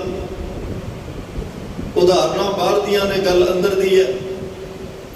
ਜਿਵੇਂ ਬਾਹਰ ਜ਼ਮੀਨਾਂ ਨੇ ਸਾਡੇ ਕੋਲ, ਜ਼ਮੀਨਾਂ 'ਚ ਬੀਜਣ ਵਾਸਤੇ ਬੀਜ ਨੇ ਸਾਡੇ ਕੋਲ, ਤੇ ਉਹ ਬੀਜ ਕਿਹੜਾ, ਕਿਸ ਰੁੱਤ ਵਿੱਚ ਬੀਜਣਾ, ਕਦੋਂ ਬੀਜਣਾ, ਇਹਦੀ ਗਾਈਡੈਂਸ ਲੈਣ ਵਾਸਤੇ ਵੱਡੀਆਂ ਵੱਡੀਆਂ ਯੂਨੀਵਰਸਿਟੀਆਂ ਨੇ, ਖੇਤੀਬਾੜੀ ਇੰਸਟੀਚਿਊਟ ਨੇ, ਵੱਡੇ ਵੱਡੇ ਅਦਾਰੇ ਨੇ, ਖੇਤੀਬਾੜੀ ਦੇ ਮਾਹਰ ਡਾਕਟਰ ਪ੍ਰੋਫੈਸਰ ਨੇ, ਉਹ ਗਾਈਡ ਕਰਦੇ ਨੇ, ਕਲਾਸਿਸ ਲੈਂਦੇ ਨੇ, ਤੇ ਮੇਲਿਆਂ ਦੇ ਵਿੱਚ ਲੋਕਾਂ ਨੂੰ ਜਾਗਰੂਕ ਕਰਕੇ ਦੱਸਿਆ ਜਾਂਦਾ, ਭਾਈ ਆਹ ਬੀਜ ਇਸ ਰੁੱਤ ਵਿੱਚ ਇਸ ਪੱਧਰ 'ਚ ਬੀਜਣਾ। ਤੇ ਉਸ ਬੀਜ ਵਿੱਚ ਜਿਹੜਾ ਕੋਈ ਕਿਸਾਨ ਉਸ ਗੱਲ ਨੂੰ ਸਮਝ ਕੇ ਫੋਲੋ ਕਰਕੇ ਬੀਜ ਲਏ, ਉਹਨੂੰ ਜੋ ਉਹ ਕਹਿੰਦੇ ਨੇ ਵੀ ਇੰਨਾ ਝਾੜ ਇੰਨਾ ਫਲ ਮਿਲੇਗਾ, ਤੇ ਮਿਲਦਾ ਹੈ। ਪਰ ਜੇ ਕੋਈ ਆਪਣੀ ਮੱਤ ਨਾਲ ਕਵੇ ਵੀ ਨਹੀਂ ਨਹੀਂ ਐਵੇਂ ਹੀ ਕਹਿ ਦਿੱਤਾ, ਇਹ ਤਾਂ ਮੈਂ ਕਿਸੇ ਵੇਲੇ ਵੀ ਬੀਜ ਸਕਦਾ, ਤੇ ਮਹਾਰਾਜ ਨੇ ਉਹਦੇ ਲਈ ਨਿਰਣਾ ਵੀ ਕਰ ਦਿੱਤਾ, ਕਰੁੱਤਾ ਬੀਜ ਬੀਜੇ ਨਹੀਂ ਜੰਮੈ, ਸਭ ਲਾਹਾ ਮੂਲ ਗਵਾਇਂਦਾ। ਕਰੁੱਤਾ ਬੀਜ ਬੀਜੇਗਾ ਭਾਈ, ਉਹਨੇ ਜੰਮਣਾ ਤਾਂ ਕੀ, ਪੈਸਾ ਵੀ ਬਰਬਾਦ ਤੇ ਬੀਜ ਵੀ ਬਰਬਾਦ ਜਾਏਗਾ, ਤੇਰਾ ਸਮਾਂ ਵੀ ਅਜਾਈ ਜਾਏਗਾ ਜਿਹੜੀ ਮਿਹਨਤ ਕਰੇਗਾ। ਸੋ ਸਾਨੂੰ ਇਸ ਖੇਤ ਰੂਪੀ ਸਰੀਰ ਵਿੱਚ, ਸਰੀਰ ਰੂਪੀ ਖੇਤ ਵਿੱਚ ਬੀਜਣ ਵਾਸਤੇ ਪਰਮਾਤਮਾ ਨੇ ਨਾਮ ਦਿੱਤਾ, ਤੇ ਇਸ ਨਾਮ ਨੂੰ ਕਦੋਂ ਬੀਜਣਾ, ਕਿਵੇਂ ਬੀਜਣਾ, ਇਹਨੂੰ ਸਮਝਾਉਣ ਵਾਸਤੇ ਗੁਰੂ ਰੂਪੀ ਯੂਨੀਵਰਸਿਟੀਆਂ ਥਾਂ ਥਾਂ ਖੋਲ ਦਿੱਤੀਆਂ ਕਿ ਗੁਰੂ ਕੋਲ ਜਾ, ਤੈਨੂੰ ਗੁਰੂ ਦੱਸੇਗਾ ਇਸ ਸਰੀਰ ਖੇਤ ਵਿੱਚ ਇਹ ਨਾਮ ਦਾ ਬੀਜ ਕਦੋਂ ਬੀਜਣਾ। ਸਤਿਗੁਰੂ ਪਾਤਸ਼ਾਹ ਨੇ ਫਿਰ ਬੜੀ ਵਿਚਾਰ ਬਖਸ਼ਿਸ਼ ਕੀਤੀ, ਬੜੀ ਪਿਆਰੀ ਵਿਚਾਰ ਦਿੱਤੀ ਕਿ ਭਾਈ ਅਬ ਕਲੂ ਆਇਓ ਰੇ, ਇੱਕ ਨਾਮ ਬੋਵੋ ਬੋਵੋ, ਆਨ ਰੁੱਤ ਨਾਹੀ ਨਾਹੀ, ਮਤ ਭਰਮ ਭੁੱਲੋ ਭੁੱਲੋ। ਆ ਜਿਹੜਾ ਕਲਯੁਗ ਦਾ ਸਮਾਂ, ਵੱਤ ਲੱਗੀ ਸੱਚੇ ਨਾਮ ਕੀ, ਜੋ ਬੀਜੈ ਸੋ ਖਾਏ। ਹੁਣ ਬੱਦਰ ਤੇ ਹੈ ਬਿਲਕੁਲ ਸਮਾਂ, ਇਹ ਕਲਯੁਗ ਦੇ ਸਮੇਂ ਵਿੱਚ ਤਾਂ ਕੱਲ ਕੇਵਲ ਨਾਮ ਆਧਾਰ, ਕੇਵਲ ਕੱਲੇ ਪਰਮਾਤਮਾ ਦੇ ਨਾਮ ਦੀ ਹੀ ਗੱਲ, ਪਰਮਾਤਮਾ ਦੇ ਨਾਮ ਨੂੰ ਜਪਣਾ, ਪਰਮਾਤਮਾ ਦੇ ਨਾਮ ਨੂੰ ਸੁਣਨਾ, ਪਰਮਾਤਮਾ ਦੇ ਨਾਮ ਨੂੰ ਧਿਆਉਣਾ। ਇਸ ਕਲਯੁਗ ਦੇ ਵਿੱਚ ਮਹਾਰਾਜ ਨੇ ਇਹ ਖਾਸ ਉਪਦੇਸ਼ ਦਿੱਤਾ ਹੈ ਕਿ ਸਤਯੁਗ, ਸਤ ਲੋਕ ਸਤ ਯੁਗ ਵਿੱਚ ਸਤ ਬੋਲਦੇ ਸਨ, ਸਤਯੁਗ ਸਤ ਤ੍ਰੇਤਾ ਜਗੀ, ਤ੍ਰੇਤੇ ਵਿੱਚ ਜਗ ਕੀਤੇ, ਦੁਆਪਰ ਪੂਜਾ ਚਾਰ, ਦੁਆਪਰ ਵਿੱਚ ਪੂਜਾ ਲੋਕਾਂ ਨੇ ਕੀਤੀ ਰੱਬ ਦੀ, तीनों जुग तीनों दड़े कल केवल नाम आधार, तिन्ने जुगां विच तिन्ने कर्म प्रभा कीते गए, दृढ़ करवाए गए। हुण कलयुग दा समा है, कलयुग दे समय विच कल केवल नाम, केवल परमात्मा दे नाम नूं जपना ध्याना ही गुरु दा उपदेश है। सतगुरु पातशाह ने दस दिता कि भाई तू उस वेले दोषी है जदों रब तो गुरु तो सुन के, गुरु दा उपदेश सुन के गुरु तेनों कह रहा कि आ वक्त है, आ समा है तेरे कोल, इस शरीर रूपी खेत विच नाम दा बीज बीज लै। ओ बीज बीज जिहड़ा तेनों परमात्मा नाल मिला दे, परमात्मा विच तेरी अभेदता कर दे, बल्कि तेनों परमात्मा दा रूप बना दे। हुण चाहीदा असीं गुरु दा हुक्म मन के नाम दा बीज बीज दे ते रब नाल साडी नेड़ता हुंदी, पर असीं अपनी मर्जी नाल इत्थे गुल्ली डंडे दा, घाह फूस दा, नदीन दा इहो जे माड़े बीज बीजदे रहे ते आस असीं चंगे फलां दी रखदे रहे, चंगियां चीज़ां दी आस रखदे, बीज माड़े बीजे। पातशाह कहंदे नहीं, जैसा बीजै सो लैणा है। कर्मा संदड़ा खेत भाई, जिहो जिहा बीजेगा ओहो जे फल तैनूं वड्ढणे पैणगे। कदे भी इवें नहीं हुंदा बीज कोई होर बीजे ते फल तैनूं कोई होर मिले। ये दुनियावी तौर ते भी जे कोई कणक बीज के झोने की आस रखे नहीं होना, झोना बीज के कोई कणक की आस रखे नहीं मिलना। ਜਿਹੋ ਜਿਹਾ ਬੀਜ ਬੀਜਿਆ ਉਹ ਜੇ ਫਲ ਲੱਗਣੇ ਨੇ। ਪਰ ਧਰਮ ਦੀ ਦੁਨੀਆ 'ਚ ਇਨਸਾਨ ਕਈ ਵਾਰ ਭੁਲੇਖਾ ਖਾ ਜਾਂਦਾ ਹੈ, ਬੀਜ ਮਾੜੇ ਬੀਜ ਬੈਠਦਾ ਤੇ ਆਸ ਜਿਹੜੀ ਆ ਉਹ ਚੰਗੇ ਫਲਾਂ ਦੀ ਰੱਖਦਾ। ਮਹਾਰਾਜ ਕਹਿੰਦੇ ਇਵੇਂ ਨਹੀਂ ਹੁੰਦਾ। ਜਿਹੋ ਜਿਹਾ ਬੀਜ ਬੀਜਿਆ ਭਾਈ ਉਹ ਜੇ ਤੈਨੂੰ ਫਲ ਵੀ ਲੈਣੇ ਪੈਣਗੇ। ਪਰ ਬੀਜ ਬੀਜਣ ਵੇਲੇ ਤੂੰ ਸੋਚਦਾ ਨਹੀਂ, ਪਰ ਜਦੋਂ ਫਲ ਵੱਢਣਾ ਪੈਂਦਾ ਉਦੋਂ ਬੜੀ ਤਕਲੀਫ ਹੁੰਦੀ ਹੈ। ਉਦੋਂ ਫਿਰ ਰੱਬ ਦੋਸ਼ੀ ਨਹੀਂ, ਉਦੋਂ ਇਨਸਾਨ ਦੋਸ਼ੀ ਆ। ਉਹਦੇ ਹੁਕਮ ਵਿੱਚ ਸੀ, ਉਹਨੇ ਤੈਨੂੰ ਸਰੀਰ ਖੇਤ ਦਿੱਤਾ, ਖੇਤ ਵਿੱਚ ਬੀਜਣ ਲਈ ਨਾਮ ਦਾ ਬੀਜ ਦਿੱਤਾ। ਗੁਰੂ ਮਾਰਗਦਰਸ਼ਕ ਲਈ ਗੁਰੂ ਦਿੱਤਾ। ਗੁਰੂ ਨੇ ਕੋਲ ਬਿਠਾ ਕੇ ਪਿਆਰ ਨਾਲ ਸਮਝਾ ਦਿੱਤਾ, ਭਾਈ ਆ ਕਲਯੁਗ ਦਾ ਸਮਾਂ, ਸੱਚੇ ਨਾਮ ਦੀ ਵੱਤ ਲੱਗੀ ਆ, ਬਿਲਕੁਲ ਸਮਾਂ ਵੱਤਰ ਤੇ ਗਏ। ਤੇ ਹੁਣ ਬੈਠ ਕੇ ਉਠਤ ਬੈਠਤ ਸੋਵਤ ਨਾਮ, ਜਦੋਂ ਸਮਾਂ ਲੱਗੇ, ਜਿਸ ਵੇਲੇ ਸਮਾਂ ਲੱਗੇ, ਜਿੰਨਾ ਵੀ ਸਮਾਂ ਲੱਗੇ, ਇਸ ਸਰੀਰ ਦੇ ਖੇਤ ਵਿੱਚ ਨਾਮ ਦਾ ਬੀਜ ਬੀਜਣਾ ਸ਼ੁਰੂ ਕਰ। ਜੇ ਨਾ ਬੀਜਿਆ, ਮਹਾਰਾਜ ਕਹਿੰਦੇ ਫਿਰ ਅੱਗੇ ਭੁੱਖਾ ਕਿਆ ਖਾਏ। ਜਿਹਨੇ ਹੁਣ ਇਹ ਬੀਜ ਨਾ ਬੀਜਿਆ, ਫਿਰ ਅੱਗੇ ਭੁੱਖ ਲੱਗੀਗੇ ਤੇ ਫਿਰ ਕੀ ਖਾਏਗਾ? ਉਹੀ ਕਿਸਾਨ ਘਰ ਵਿੱਚ ਟਰਾਲੀਆਂ ਭਰ ਕੇ ਅਨਾਜ ਦੀਆਂ ਲਿਆਉਂਦਾ, ਜਿਹਨੇ ਵੱਤ ਲੱਗੀ ਤੋਂ ਅਨਾਜ ਬੀਜਿਆ ਹੋਵੇ, ਜਿਹਨੇ ਵੱਤ ਲੱਗੀ ਤੋਂ ਫਸਲ ਨੂੰ ਬੀਜਿਆ ਹੋਵੇ। ਉਹੀ ਫਿਰ ਕੱਲ ਟਰਾਲੀਆਂ ਭਰ ਕੇ ਉਹਦੇ ਘਰ ਵਿੱਚ ਆਉਂਦੀਆਂ, ਆਪ ਵੀ ਰੱਜ ਕੇ ਛਕਦਾ, ਉਹਦਾ ਪਰਿਵਾਰ ਵੀ ਰੱਜ ਕੇ ਛਕਦਾ ਹੈ, ਤੇ ਹੋਰ ਵੀ ਜਿਹੜੇ ਨਾਲ ਜੁੜੇ ਹੁੰਦੇ ਨੇ ਉਹਨਾਂ ਦੇ ਘਰ ਵਿੱਚ ਵੀ ਅਨਾਜ ਦੀ ਕੋਈ ਦਿੱਕਤ ਤੰਗੀ ਨਹੀਂ ਆਉਣ ਦਿੰਦੇ। ਤੇ ਮਹਾਰਾਜ ਕਹਿੰਦੇ ਇਹ ਨਾਮ ਦਾ ਬੀਜ ਇਹ ਸਰੀਰ 'ਚ ਬੀਜ ਲੈ, ਤੇ ਆਪ ਵੀ ਰੱਜੇਗਾ, ਤੇ ਤੇਰੀ ਕੋਲ ਤੇਰਾ ਪਰਿਵਾਰ ਵੀ ਰੱਜ ਜਾਏਗਾ, ਤੇ ਜਿਹੜੇ ਤੇਰੇ ਸੰਗੀ ਸਾਥੀ ਤੇਰੀ ਸੰਗਤ ਕਰਨ ਵਾਲੇ ਹੋਣਗੇ ਉਹ ਵੀ ਪਾਤਸ਼ਾਹ ਕਹਿੰਦੇ ਆਤਮਿਕ ਤੌਰ ਤੇ ਰੱਜ ਜਾਣਗੇ। ਕਬੀਰ ਐਸਾ ਬੀਜ ਬੋਏ ਜੋ 12 ਮਾਸ ਫਲੰਤ। ਬੀਜ ਇਹੋ ਜਿਹਾ ਬੀਜਣਾ ਚਾਹੀਦਾ ਜਿਹੜਾ 12 ਮਾਸ 12 ਮਹੀਨੇ ਫਲਿਆ ਰਵੇ, 12 ਮਹੀਨੇ ਜਿਹੜਾ ਹਰਿਆ ਭਰਿਆ ਰਵੇ। ਐਸਾ ਬੀਜ ਜਿਹਨੂੰ 12 ਮਹੀਨੇ ਫਲ, ਜਿਵੇਂ ਪਟਨਾ ਸਾਹਿਬ ਕਰੋਮ ਦਾ ਬੂਟਾ ਹੈ, ਰਾਣੀ ਮੈਣੀ ਦੇ ਘਰ ਵਿੱਚ ਧੰਨ ਗੁਰੂ ਗੋਬਿੰਦ ਸਿੰਘ ਸਾਹਿਬ ਸੱਚੇ ਪਾਤਸ਼ਾਹ ਨੇ ਲਾਇਆ। ਤੇ ਉਹਨਾਂ ਕਿਹਾ, ਮਹਾਰਾਜ ਤੁਹਾਡੇ ਦਰਸ਼ਨ ਕਿਵੇਂ, ਤੁਹਾਡੇ ਦੀਦਾਰ ਕਿਵੇਂ ਹੋਣਗੇ? ਗਰੀਬ ਨਵਾਜ਼ ਸੱਚੇ ਪਾਤਸ਼ਾਹ ਨੇ ਕਿਹਾ ਕਿ ਭਾਈ ਆ ਕਰੋਮ ਦਾ ਬੂਟਾ ਲਾ ਚੱਲੇ ਆ। ਇਹ ਬੂਟਾ ਐਸਾ ਹੈ ਜਿਹਨੂੰ 12 ਮਹੀਨੇ 30 ਦਿਨ ਕਦੇ ਸੋਕਾ ਨਹੀਂ ਪਏਗਾ। ਇਹ ਹਰਿਆ ਭਰਿਆ ਫਲਦਾਰ ਰਹੇਗਾ, ਹਮੇਸ਼ਾ ਆਪਣੀਆਂ ਸੁਗੰਧੀਆਂ ਆਪਣੀਆਂ ਛਾਵਾਂ ਨਾਲ ਨਿਵਾਸਦਾ ਰਹੇਗਾ, ਅਸੀਸਾਂ ਦਿੰਦਾ ਰਹੇਗਾ। ਤੇ ਯਾਦ ਰੱਖਿਓ, ਇਹ ਬੂਟਾ ਸਾਡੀ ਯਾਦ ਵਿੱਚ ਗਏ, ਇਹ ਤੁਹਾਨੂੰ ਹਰ ਵੇਲੇ ਸਾਡੀ ਯਾਦ ਦ੍ਰਿੜ ਕਰਾਉਂਦਾ ਰਹੇਗਾ। ਅੱਜ ਵੀ ਉਹ ਬੂਟਾ ਪਟਨਾ ਸਾਹਿਬ ਬਾਲਾ ਪ੍ਰੀਤਮ ਦਾ ਜਿਹੜਾ ਘਰ ਹੈ, ਰਾਣੀ ਮੈਣੀ ਦਾ ਘਰ, ਗੁਰਦੁਆਰਾ ਬਾਲਾ ਪ੍ਰੀਤਮ, ਉਸ ਘਰ ਵਿੱਚ ਬੂਟੇ ਦੇ ਸੰਗਤ ਅੱਜ ਵੀ ਦੀਦਾਰ ਕਰਦੀ ਹੈ। ਤੇ ਮਹਾਰਾਜ ਸਾਹਿਬ ਕਹਿੰਦੇ ਇਹ ਤਾਂ ਭਾਈ ਮਹਾਰਾਜ ਨੇ ਦੁਨਿਆਵੀ ਤੌਰ ਤੇ ਸੰਸਾਰੀ ਬੂਟਾ ਲਾਇਆ, ਪਰ ਤੂੰ ਆਪਣੇ ਅੰਦਰ ਐਸਾ ਨਾਮ ਦਾ ਬੀਜ ਬੀਜ ਜਿਹਨੂੰ ਜਿੰਨਾ ਮਰਜੀ ਵਿਕਾਰਾਂ ਦੀਆਂ ਹਨੇਰੀਆਂ ਚੁੱਲਣ, ਜਿੰਨੀਆਂ ਮਰਜੀ ਈਰਖਾ ਦੀਆਂ ਹਨੇਰੀਆਂ ਚੁੱਲਣ, ਜਿੰਨੀਆਂ ਮਰਜੀ ਚੁਗਲੀ ਨਿੰਦਿਆਂ ਦੀਆਂ ਹਨੇਰੀਆਂ ਚੁੱਲਣ, ਜਿੰਨੀਆਂ ਮਰਜੀ ਦੇਵੀ ਜਿਹੜੇ ਅੰਦਰ 5 ਚੋਰ ਬੈਠੇ ਆ, ਜਿਹੜੀਆਂ ਹੋਰ ਆਸਾ ਤ੍ਰਿਸ਼ਨਾ ਵਾਸ਼ਨਾਵਾਂ ਰੂਪੀ ਦੁਸ਼ਮਣ ਨੇ ਸਾਡੇ ਗੁਣਾਂ ਦੇ, ਜਿੰਨੀਆਂ ਮਰਜੀ ਹਨੇਰੀਆਂ ਝੁੱਲਣ, ਕਦੇ ਇਹ ਨਾਮ ਦੇ ਦਰਖਤ ਨੂੰ ਸੋਕਾ ਨਹੀਂ ਪੈਂਦਾ। ਪਰ ਬੀਜ ਨਾਮ ਦਾ ਬੀਜਿਆ ਹੋਵੇ, ਉਹਨੂੰ ਨਾਮ ਦੇ ਬੀਜ ਨੂੰ ਫਿਰ ਫਲ ਵੀ ਨਾਮ ਦੇ ਲੱਗਦੇ ਆ, ਰੱਬੀ ਬਖਸ਼ਿਸ਼ਾਂ ਦੇ ਫਲ ਲੱਗਦੇ ਆ। ਸਤਿਗੁਰੂ ਕਹਿੰਦੇ ਦੋਸ਼ੀ ਉਸ ਵੇਲੇ ਹੋਏਗਾ ਜਦੋਂ ਗੁਰੂ ਦਾ ਹੁਕਮ ਸੁਣ ਕੇ ਮੰਨੇਗਾ ਨਹੀਂ। ਜਦੋਂ ਗੁਰੂ ਦਾ ਹੁਕਮ ਸੁਣ ਕੇ ਮੰਨ ਕੇ ਕਮਾਏਗਾ, ਫਿਰ ਕੋਈ ਤੈਨੂੰ ਦਿੱਕਤ ਆਉਂਦੀ ਹੈ, ਫਿਰ ਜਵਾਬਦਾਰੀ ਪਰਮਾਤਮਾ ਦੀ ਤੇ ਗੁਰੂ ਦੀ ਹੋਏਗੀ। ਫਿਰ ਸਤਿਗੁਰੂ ਤੇਰੇ ਅੰਗ ਸੰਗ ਹੋਣਗੇ। ਪਰ ਅਸੀਂ ਉਹ ਨਾਮ ਦਾ ਬੀਜ ਬੀਜਣ ਦੀ ਬਜਾਏ ਬੀਜੇ ਭਿੱਖ ਮੰਗੈ ਅੰਮ੍ਰਿਤ। ਵੇਖੋ ਇਹੋ ਨਿਆਓ, ਅਸੀਂ ਜ਼ਹਿਰ ਦੇ ਬੀਜ ਬੀਜ ਕੇ ਅੰਮ੍ਰਿਤ ਦੀਆਂ ਆਸਾਂ ਰੱਖਦੇ ਹਾਂ, ਮਾੜੇ ਬੀਜ ਬੀਜ ਕੇ ਤੇ ਉਹ ਤੋਂ ਚੰਗੇ ਫਲਾਂ ਦੀ ਆਸ ਰੱਖਦੇ ਹਾਂ। ਪਾਤਸ਼ਾਹ ਕਹਿੰਦੇ ਇਹ ਤਾਂ ਦੁਨਿਆਵੀ ਤੌਰ ਤੇ ਭਾਈ ਐਵੇਂ ਨਹੀਂ ਹੁੰਦਾ, ਧਰਮ ਦੀ ਦੁਨੀਆ ਵਿੱਚ ਕਿਵੇਂ ਹੋ ਜਾਏਗਾ? ਪੁੰਨੀ ਪਾਪੀ ਆਖਣ ਨਾਹੇ, ਕਰ ਕਰ ਕਰਨਾ ਲਿਖ ਲੈ ਜਾਹੇ।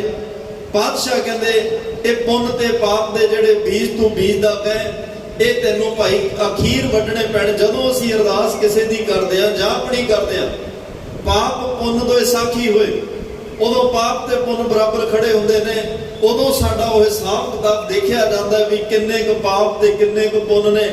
ਕਈਆਂ ਦੀ ਅਰਦਾਸ ਮੌਤ ਦੇ ਮੂੰਹ ਵਿੱਚੋਂ ਵੀ ਕੱਢ ਕੇ ਲੈ ਜਾਂਦੀ ਹੈ, ਕਈਆਂ ਦੀ ਅਰਦਾਸਾਂ ਬਹੁਤ ਹੁੰਦੀਆਂ ਪਰ ਨਹੀਂ ਝੋਲੀ ਵਿੱਚ ਕੋਈ ਫਲ ਪੈਂਦਾ। ਉਹਦਾ ਵੱਡਾ ਕਾਰਨ ਇਹ ਹੈ ਕਿ ਜ਼ਿੰਦਗੀ ਵਿੱਚ ਬੀਜ ਮਾੜੇ ਬੀਜੇ ਸਨ। ਜ਼ਿੰਦਗੀ ਵਿੱਚ ਕਰਮ ਮਾੜੇ ਕੀਤੇ ਸਨ। ਜੇ ਕੋਈ ਇੱਕ ਅੱਧਾ ਚੰਗਾ ਬੀਜ ਬੀਜਿਆ, ਉਹ ਬੀਜਿਆ ਹੋਣਿਆ ਤੇ ਹੁਣੇ ਬੀਜ ਕੇ ਕੋਈ ਫਲ ਦੀ ਆਸ ਰੱਖੇ, ਐਵੇਂ ਨਹੀਂ ਹੁੰਦਾ। ਤੇ ਮਹਾਰਾਜ ਕਹਿੰਦੇ ਬੀਜ ਵੱਤ ਲੱਗੀ ਤੋਂ ਬੀਜਿਆ ਹੋਵੇ ਤੇ ਜਦੋਂ ਫਲ ਲੱਗਣ ਦੀ ਵੱਤ ਆਉਂਦੀ ਆ, ਆਪਣੇ ਆਪ ਫਲ ਵੀ ਲੱਗ ਜਾਂਦਾ। ਤੇ ਮਹਾਰਾਜ ਕਹਿੰਦੇ ਆ ਗੁਰੂ ਦੇ ਮੁਤਾਬਕ ਹੁਕਮ ਦੇ ਰੂਪ ਵਿੱਚ ਹੁਕਮ ਦਾ ਮੰਨ ਕੇ ਬੀਜ ਨਾਮ ਦਾ ਬੀਜ ਤੇ ਉਹਨੂੰ ਚੰਗੇ ਫਲ ਲੱਗਣਗੇ। ਜੇ ਆਪਣੇ ਮਨ ਭਾਉਂਦੇ ਹੁਕਮ ਕਰੇਗਾ, ਹੁਕਮ ਕੀ ਹੈ? ਮਨ ਭਾਉਂਦੇ ਰਾਹ ਭੀੜੈ ਅੱਗੇ ਜਾਵਣਾ। ਜਿਹੜੇ ਮਨ ਭਾਉਂਦੇ ਹੁਕਮ ਕਰਦੇ ਆ ਭਾਈ, ਉਹਨਾਂ ਨੂੰ ਭੀੜੇ ਰਾਹ ਭਾਵ ਕੇ ਸਖਤ ਸਜ਼ਾਵਾਂ ਦਾ ਸਾਹਮਣਾ ਕਰਨਾ ਪੈਂਦਾ ਹੈ। ਸਖਤ ਤੋਂ ਸਖਤ ਸਜ਼ਾ ਉਹਨਾਂ ਨੂੰ ਮਿਲਦੀ ਹੈ। ਤਾਂ ਇਸ ਲਈ ਸਤਿਗੁਰੂ ਕਹਿੰਦੇ ਜਬ ਲਗ ਹੁਕਮ ਨਾ ਬੂਝਤਾ ਤਬ ਹੀ ਲਓ ਦੁਖੀਆ। ਜਿੰਨਾ ਚਿਰ ਹੁਕਮ ਨਹੀਂ ਬੂਝਦਾ, ਭਾਵ ਸਮਝਦਾ, ਮੰਨਦਾ ਨਹੀਂ, ਉਨੀ ਦੇਰ ਇਨਸਾਨ ਦੁਖੀ ਰਹਿੰਦਾ, ਜਿੰਨੀ ਦੇਰ ਤੱਕ ਗੁਰੂ ਦੇ ਹੁਕਮ ਨੂੰ ਸਮਝਦਾ ਨਹੀਂ ਕਿ ਇਹ ਗੁਰੂ ਮੈਨੂੰ ਕਹਿ ਕੀ ਰਿਹਾ, ਮੈਨੂੰ ਕੀ ਕਰਨਾ ਚਾਹੀਦਾ, ਗੁਰੂ ਦਾ ਉਪਦੇਸ਼ ਕੀ ਹੈ ਤੇ ਮੈਂ ਕਮਾਉਣਾ ਜਾਂ ਨਹੀਂ ਕਮਾਉਂਦਾ, ਜਾਂ ਕੇਵਲ ਗੁਰੂ ਘਰ ਵਿੱਚ ਹੀ ਗੁਰੂ ਘਰ ਤੋਂ ਬਾਹਰ ਵੀ ਗੁਰੂ ਦੇ ਉਪਦੇਸ਼ ਨੂੰ ਸਮਝਦਾ। ਕਈ ਕਹਿੰਦੇ ਆ ਨਾ ਵੀ ਗੁਰੂ ਘਰ ਜਾ ਕੇ ਵੀ ਨਾ ਇੱਥੇ ਝੂਠ ਨਹੀਂ ਬੋਲਣਾ, ਇੱਥੇ ਝੂਠ ਨਹੀਂ। ਇਹਦਾ ਮਤਲਬ ਕੀ ਹੈ ਵੀ ਬਾਹਰ ਜਿੰਨਾ ਮਰਜ਼ੀ ਬੋਲੋ, ਗੁਰੂ ਘਰ 'ਚ ਨਹੀਂ। ਗੁਰੂ ਘਰ ਵਿੱਚ ਆ ਕੇ ਵੀ ਇੱਥੇ ਕਿਸੇ ਨੂੰ ਮਾੜਾ ਨਹੀਂ ਕਹਿਣਾ, ਵੀ ਬਾਹਰ ਜਿੰਨਾ ਕਿਸੇ ਨੂੰ ਮਰਜ਼ੀ ਕਹੋ। ਗੁਰੂ ਘਰ ਜਾ ਕੇ ਕਿਸੇ ਦੀ ਨਿੰਦਿਆ ਚੁਗਲੀ ਨਹੀਂ ਕਰਨੀ। ਇਹਦਾ ਮਤਲਬ ਵੀ ਬਾਹਰ ਘਰ ਵਿੱਚ ਜਿੰਨੀ ਮਰਜ਼ੀ ਕਰੋ। ਪਾਤਸ਼ਾਹ ਕਹਿੰਦੇ ਨਹੀਂ, ਗੁਰੂ ਘਰ ਵਿੱਚ ਆ ਕੇ ਜੇ ਨਿੰਦਿਆ ਚੁਗਲੀ ਨਹੀਂ ਕਰਨੀ ਤੇ ਗੁਰੂ ਅੱਗੇ ਅਰਦਾਸ ਕਰਕੇ ਜਾ, ਪਾਤਸ਼ਾਹ ਇਹ ਨਿੰਦਿਆ ਚੁਗਲੀ ਦੇ ਔਗਣ ਹਮੇਸ਼ਾ ਆਪਣੇ ਕੋਲ ਰੱਖ ਲੈ, ਮੈਨੂੰ ਉਸਤਤ ਕਰਨ ਦਾ ਗੁਣ ਮੇਰੀ ਝੋਲੀ 'ਚ ਪਾ ਦੇ, ਤਾਂ ਕਿ ਮੈਂ ਤੇਰੇ ਘਰ ਵਿੱਚ ਬੈਠਾ ਤੇਰੀ ਉਸਤਤ ਕਰਾਂ, ਆਪਣੇ ਘਰ ਵਿੱਚ ਜਾ ਕੇ ਵੀ ਤੇਰੀ ਉਸਤਤ ਕਰਾਂ। ਮੈਨੂੰ ਆਪਣੀ ਸਿੱਖਿਆ ਦੇ ਦਿਓ, ਮੈਨੂੰ ਆਪਣੇ ਵਿਚਾਰ ਦੇ ਦਿਓ, ਮੈਨੂੰ ਆਪਣਾ ਉਪਦੇਸ਼ ਦੇ ਦਿਓ, ਤਾਂ ਕਿ ਮੇਰਾ ਘਰ ਵੀ ਕੱਲ ਗੁਰੂ ਘਰ ਬਣ ਜਾਏ, ਮੇਰਾ ਘਰ ਵੀ ਕੱਲ ਗੁਰਦੁਆਰਾ ਬਣ ਜਾਏ। ਮੈਂ ਆਪਣੇ ਘਰ ਨੂੰ ਵੀ ਗੁਰੂ ਦੇ ਉਪਦੇਸ਼, ਗੁਰੂ ਦੇ ਹੁਕਮ ਨੂੰ ਘਰ ਵਿੱਚ ਸੁਣ ਕੇ, ਮੰਨ ਕੇ, ਕਮਾ ਕੇ, ਜਿਸ ਘਰ ਵਿੱਚ ਗੁਰੂ ਦੀ ਸਿੱਖਿਆ, ਗੁਰੂ ਦਾ ਉਪਦੇਸ਼ ਕਮਾਇਆ ਜਾਂਦਾ ਹੈ, ਜਿੱਥੇ ਫਿਰ ਗੁਰੂ ਦਾ ਉਪਦੇਸ਼ ਵਸ ਗਿਆ, ਗੁਰੂ ਆਪ ਵਸ ਗਿਆ, ਉਹ ਗੁਰੂ ਘਰ ਵੀ, ਉਸ ਘਰ ਵਿੱਚੋਂ ਵੀ ਗੁਰੂ ਘਰ ਦੀਆਂ ਖੁਸ਼ਬੂਆਂ ਆਉਣ ਲੱਗ ਜਾਂਦੀਆਂ ਨੇ। ਤਾਂ ਇਸ ਲਈ ਸਤਿਗੁਰੂ ਪਾਤਸ਼ਾਹ ਕਹਿੰਦੇ ਉਹਦੇ ਹੁਕਮ ਵਿੱਚ ਚੱਲਣਾ ਹੀ ਭਾਈ। ਹੁਕਮੈ ਅੰਦਰ ਸਭ ਕੋ ਬਾਹਰ ਹੁਕਮ ਨਾ ਕੋਈ। ਉਹਦੇ ਹੁਕਮ ਵਿੱਚ ਚੱਲਣਾ। ਜਿਹੜੇ ਹੁਕਮ ਵਿੱਚ ਚੱਲੇ ਤਾਂ ਖਸਮੇ ਕਾ ਮਹਿਲ ਪਾਏ ਸੀ। ਜਿਨ੍ਹਾਂ ਨੇ ਹੁਕਮ ਵਿੱਚ ਚੱਲੇ ਉਹ ਖਸਮ ਅਕਾਲ ਪੁਰਖ ਵਾਹਿਗੁਰੂ ਪਰਮਾਤਮਾ ਦੇ ਮਹਿਲ, ਉਸ ਅਵਸਥਾ ਤੱਕ ਪਹੁੰਚ ਗਏ। ਦੋ ਤਰ੍ਹਾਂ ਦੇ ਲੋਕ ਨੇ, ਇੱਕ ਹੁਕਮ ਮੰਨਣ ਵਾਲੇ ਹੁੰਦੇ ਆ, ਇੱਕ ਹੁਕਮ ਮਨਵਾਉਣ ਵਾਲੇ ਹੁੰਦੇ ਆ। ਜਿਹਨੇ ਕਦੇ ਕਿਸੇ ਦਾ ਹੁਕਮ ਮੰਨਿਆ ਨਹੀਂ, ਉਹ ਆਪਣਾ ਹੁਕਮ ਕਿਸੇ ਨੂੰ ਮਨਵਾ ਵੀ ਨਹੀਂ ਸਕਦਾ। 20 ਤੋਂ 25 ਸਾਲ ਦੀ ਉਮਰ ਆ, ਬੱਚਿਆਂ ਨੂੰ ਮਾਪਿਆਂ ਦਾ ਹੁਕਮ ਮੰਨਣਾ ਪੈਂਦਾ। ਜੇ ਮੰਨ ਜਾਣ, ਹੁਕਮ ਮੰਨ ਕੇ ਪੜ ਜਾਣ, ਫਿਰ ਉਹ ਘਾਲਣਾ ਤੋਂ ਬਾਅਦ ਚੰਗੀਆਂ ਪੋਸਟਾਂ, ਕੁਰਸੀਆਂ, ਰੁਤਬੇ, ਚੰਗੇ ਅਹੁਦੇ ਮਿਲ ਜਾਂਦੇ ਆ। ਤੇ ਜਦੋਂ ਚੰਗੇ ਅਹੁਦਿਆਂ, ਚੰਗੀਆਂ ਕੁਰਸੀਆਂ, ਪਾਵਰਾਂ ਤੇ ਬੈਠਦੇ ਆ, ਜਿਹਨੇ 25-30 ਸਾਲ ਘਰੋਂ ਮਾਪਿਆਂ ਦਾ, ਟੀਚਰਾਂ, ਅਧਿਆਪਕਾਂ ਦਾ, ਪ੍ਰੋਫੈਸਰਾਂ ਦਾ ਹੁਕਮ ਮੰਨਿਆ, ਅੱਜ ਉਹਨਾਂ ਦਾ ਹੁਕਮ, ਉਹਨਾਂ ਤੋਂ ਥੱਲੇ ਵਾਲੇ ਜਿੰਨੇ ਲੋਕ ਅਫਸਰ ਨੇ ਉਹ ਮੰਨ ਰਹੇ ਆ। ਕਿਉਂਕਿ ਹੁਕਮ ਕਿਸੇ ਦਾ ਮੰਨ ਕੇ ਆਇਆ। ਜਿਹਨੇ ਥੱਪੜ ਖਾਧਾ ਨਹੀਂ, ਉਹ ਥਾਪੜੇ ਤੱਕ ਵੀ ਨਹੀਂ ਪਹੁੰਚ ਸਕਦਾ। ਤੇ ਮਹਾਰਾਜ ਸਾਹਿਬ ਕਹਿੰਦੇ ਆ ਹੁਕਮ ਉਹੀ ਮਨਵਾਉਂਦੇ ਨੇ ਜਿਨ੍ਹਾਂ ਨੇ ਹੁਕਮ ਕਦੇ ਮੰਨਿਆ। ਧੰਨ ਗੁਰੂ ਗੋਬਿੰਦ ਸਿੰਘ ਸਾਹਿਬ ਪਾਤਸ਼ਾਹ ਕੌਮ ਨੂੰ ਹੁਕਮ ਕਰਦੇ ਆ ਕਿ ਭਾਈ ਮੈਨੂੰ 5 ਸਿਰ ਚਾਹੀਦੇ ਆ। ਸਿੱਖਾਂ ਨੇ ਹੁਕਮ ਮੰਨਿਆ ਤੇ 5 ਸੀਸ ਦੇ ਦਿੱਤੇ, ਤੇ ਉਹੀ 5 ਪਿਆਰੇ ਬਣੇ। 5 ਪਿਆਰੇ ਚਮਕੌਰ ਦੀ ਗੜੀ ਵਿੱਚ ਆਏ। ਧੰਨ ਗੁਰੂ ਗੋਬਿੰਦ ਸਿੰਘ ਸਾਹਿਬ ਨੂੰ ਹੁਕਮ ਕਰ ਦਿੰਦੇ ਆ ਕਿ ਗੋਬਿੰਦ ਸਿੰਘ, ਗੁਰੂ ਪੰਥ ਤੈਨੂੰ ਹੁਕਮ ਦਿੰਦਾ ਹੈ, ਇੱਥੇ ਘੜੀ ਲੰਘਾਉਣ ਦੀ ਆਗਿਆ ਨਹੀਂ। ਤੂੰ ਹੈ ਗੁਰੂ ਤੇ ਖਾਲਸਾ, ਗੁਰੂ ਤੇਰਾ, ਇੱਥੇ ਹੁਕਮ ਵਰਤਾਉਣ ਦੀ ਆਗਿਆ ਨਹੀਂ। ਤੈਨੂੰ ਅੱਜ ਖਾਲਸਾ ਪੰਥ, ਤੁਸੀਂ ਕਿਹਾ ਸੀ ਨਾ ਖਾਲਸਾ ਮੇਰਾ ਗੁਰੂ ਹੈ, ਮੈਂ ਖਾਲਸੇ ਦਾ ਤੇ ਖਾਲਸਾ ਮੇਰਾ ਹੈ। ਅੱਜ ਖਾਲਸਾ ਪੰਥ ਤੁਹਾਨੂੰ ਹੁਕਮ ਦਿੰਦਾ ਹੈ ਤੇ ਤੁਹਾਨੂੰ ਇਹ ਚਮਕੌਰ ਦੀ ਗੜੀ ਛੱਡਣੀ ਪਏਗੀ। ਸਤਿਗੁਰੂ ਪਾਤਸ਼ਾਹ ਦੇ ਹੁਕਮ ਨਾਲ ਜਿੰਨਾ 5 ਸੀਸ ਭੇਟ ਕੀਤੇ, ਅੱਜ ਉਹ ਗੁਰੂ ਨੂੰ ਹੁਕਮ ਕਰ ਰਿਹਾ ਤੇ ਗੁਰੂ ਪੰਥ ਦਾ ਹੁਕਮ ਮੰਨ ਕੇ ਚਮਕੌਰ ਦੀ ਗੜੀ ਵਿੱਚ ਚੱਲਿਆ ਜਾਂਦਾ। ਇੱਕ ਉਹ ਸਨ ਜਿਨ੍ਹਾਂ ਨੂੰ ਹੁਕਮ ਕੀਤਾ ਭਾਈ ਔਖਾ ਵੇਲਾ ਨਾ ਛੱਡ ਕੇ ਜਾਓ, ਪਰ ਉਹ ਵਿਦਾਵਾ ਲਿਖ ਕੇ ਦੇ ਕੇ ਛੱਡ ਕੇ ਗਏ। ਸਤਿਗੁਰੂ ਪਾਤਸ਼ਾਹ ਨੂੰ ਰਾਮਿਆਂ ਨੇ ਸਲਾਹ ਵੀ ਦਿੱਤੀ ਕਿ ਤੁਹਾਡਾ ਔਰੰਗਜ਼ੇਬ ਨਾਲ ਫੈਸਲਾ ਕਰਾ ਦਿੰਦੇ ਆ। ਪਾਤਸ਼ਾਹ ਕਹਿੰਦੇ ਤੁਸੀਂ ਗੁਰੂ ਹੋ ਜਾਂ ਸਿੱਖ ਹੋ? ਕਹਿੰਦੇ ਜੀ ਸਿੱਖ। ਮਾਰੇ ਕਹਿੰਦੇ ਸਿੱਖ ਦਾ ਕੰਮ ਉਪਦੇਸ਼ ਸੁਣਨਾ ਹੁੰਦਾ ਹੈ, ਗੁਰੂ ਦਾ ਕੰਮ ਉਪਦੇਸ਼ ਦੇਣਾ ਹੁੰਦਾ। ਤੁਸੀਂ ਗੁਰੂ ਬਣ ਕੇ ਉਪਦੇਸ਼ ਨਾ ਦਿਓ। ਜੇ ਨਹੀਂ ਤੁਸੀਂ ਨਾਲ ਚੱਲ ਸਕਦੇ, ਤੁਹਾਨੂੰ ਤੁਹਾਡੀਆਂ ਜ਼ਿੰਦਗੀਆਂ ਘਰ ਪਰਿਵਾਰ ਮੁਬਾਰਕ ਹੋਣ। ਪਰ ਉਹਨਾਂ ਨੇ ਸਤਿਗੁਰੂ ਪਾਤਸ਼ਾਹ ਦੇ ਵਿਰੋਧ ਜਿਹੜਾ ਵਿਦਾਵੇ ਦਾ ਕਾਗਜ਼ ਮੱਥੇ ਲੱਗਿਆ ਕਲੰਕ, ਉਹਨੂੰ ਧੋਣ ਵਾਸਤੇ ਖਿਦਰਾਣੇ ਦੀ ਢਾਬ ਮੁਕਤਸਰ ਸਾਹਿਬ ਜਿਹੜਾ ਜੰਗ ਹੋਇਆ, ਉਹਨਾਂ ਜਾਨਾਂ ਹੁਲ ਕੇ ਫਿਰ ਉਸ ਜੰਗ ਨੂੰ ਲੜਿਆ। ਸਤਿਗੁਰੂ ਪਾਤਸ਼ਾਹ ਦੇ ਦਰ ਵਿੱਚ ਸ਼ਹਾਦਤਾਂ ਦੇ ਜਾਮ ਪੀ ਕੇ ਆਪਣੇ ਖੂਨ ਨਾਲ ਉਹ ਵਿਦਾਵੇ ਦਾ ਲੱਗਿਆ ਮੱਥੇ ਤੇ ਕਲੰਕ ਫਿਰ ਧੋ ਕੇ ਸਤਿਗੁਰੂ ਪਾਤਸ਼ਾਹ ਦੇ ਘਰ ਵਿੱਚ ਪ੍ਰਵਾਨ ਹੋਏ। ਸਾਡੇ ਘਰ ਵਿੱਚ ਹੁਕਮ ਨੂੰ ਬੜੀ ਤਰਜੀਹ ਦਿੱਤੀ ਗਈ ਹੈ। ਮੈਂ ਕਿ ਚੱਲ ਕੇ ਫਿਰ ਬੇਨਤੀ ਕਰਾਂਗਾ, ਅੱਜ ਧੰਨ ਧੰਨ ਸਾਹਿਬ ਸ੍ਰੀ ਗੁਰੂ ਅੰਗਦ ਦੇਵ ਪਾਤਸ਼ਾਹ ਦਾ ਗੁਰਤਾ ਗੱਦੀ ਦਿਵਸ ਵੀ ਹੈ। ਗੁਰਤਾ ਗੱਦੀ ਤੱਕ ਵੀ ਉਹ ਹੁਕਮ ਮੰਨ ਕੇ ਪਹੁੰਚੇ ਨੇ। ਆਓ ਨਾਲ ਨਾਲ ਭੱਟ ਸਾਹਿਬਾਨ ਕੀ ਕਹਿ ਰਹੇ ਨੇ, ਉਹਨਾਂ ਦੇ ਮੁਬਾਰਕ ਬਚਨਾਂ ਦੀ ਵੀ ਸਾਂਝ ਧੰਨ ਗੁਰੂ ਅਮਰਦਾਸ ਪਾਤਸ਼ਾਹ ਦੀ ਉਸਤਤ ਵਿੱਚ ਜੁੜੇ ਹੋਏ ਨੇ। ਹਰ ਰੋਜ਼ ਧੰਨ ਗੁਰੂ ਅਮਰਦਾਸ ਪਾਤਸ਼ਾਹ ਦੀ ਵਡਿਆਈ ਉਪਮਾ ਮਹਿਮਾ ਦੇ ਵਿੱਚ ਉਹ ਸ਼ਬਦ ਸਵਈਆਂ ਦੇ ਰੂਪ ਵਿੱਚ ਸਾਡੀ ਝੋਲੀ ਚ ਪਾਉਂਦੇ ਨੇ। ਆਪ ਉਸਤਤ ਗੁਰੂ ਅਮਰਦਾਸ ਸਾਹਿਬ ਦੀ ਕਰ ਰਹੇ ਆ ਤੇ ਸਾਨੂੰ ਉਸਤਤ ਕਰਨ ਦੀ ਜਾਚ ਸਿਖਾ ਰਹੇ ਆ ਤੇ ਨਾਲ ਨਾਲ ਉਹ ਰੱਬੀ ਦੇਵੀ ਗੁਣਾਂ ਦਾ ਜ਼ਿਕਰ ਕਰ ਰਹੇ ਆ ਕਿ ਭਾਈ ਉਹ ਰੱਬੀ ਦੇਵੀ ਗੁਣ ਗੁਰੂ ਦੀ ਮੱਤ, ਪਰਮਾਤਮਾ ਦੀ ਮੱਤ ਜਿਹਦੇ ਕੋਲ ਆਈ ਉਹ ਗੁਰੂ ਘਰ ਤੇ ਪਰਮਾਤਮਾ ਦੇ ਘਰ ਵਿੱਚ ਪਰਵਾਨੇ ਗਏ। ਤੇ ਇਹੋ ਜੀ ਮੱਤ ਜਿਸ ਕੋਲ ਵੀ ਅੱਜ ਹੋਏਗੀ, ਉਹ ਮੱਤ ਗੁਰੂ ਕੋਲੋਂ ਮਿਲਦੀ ਹੈ, ਉਹ ਅੱਜ ਵੀ ਗੁਰੂ ਘਰ ਵਿੱਚ ਪਰਵਾਨਿਆ ਜਾਏਗਾ।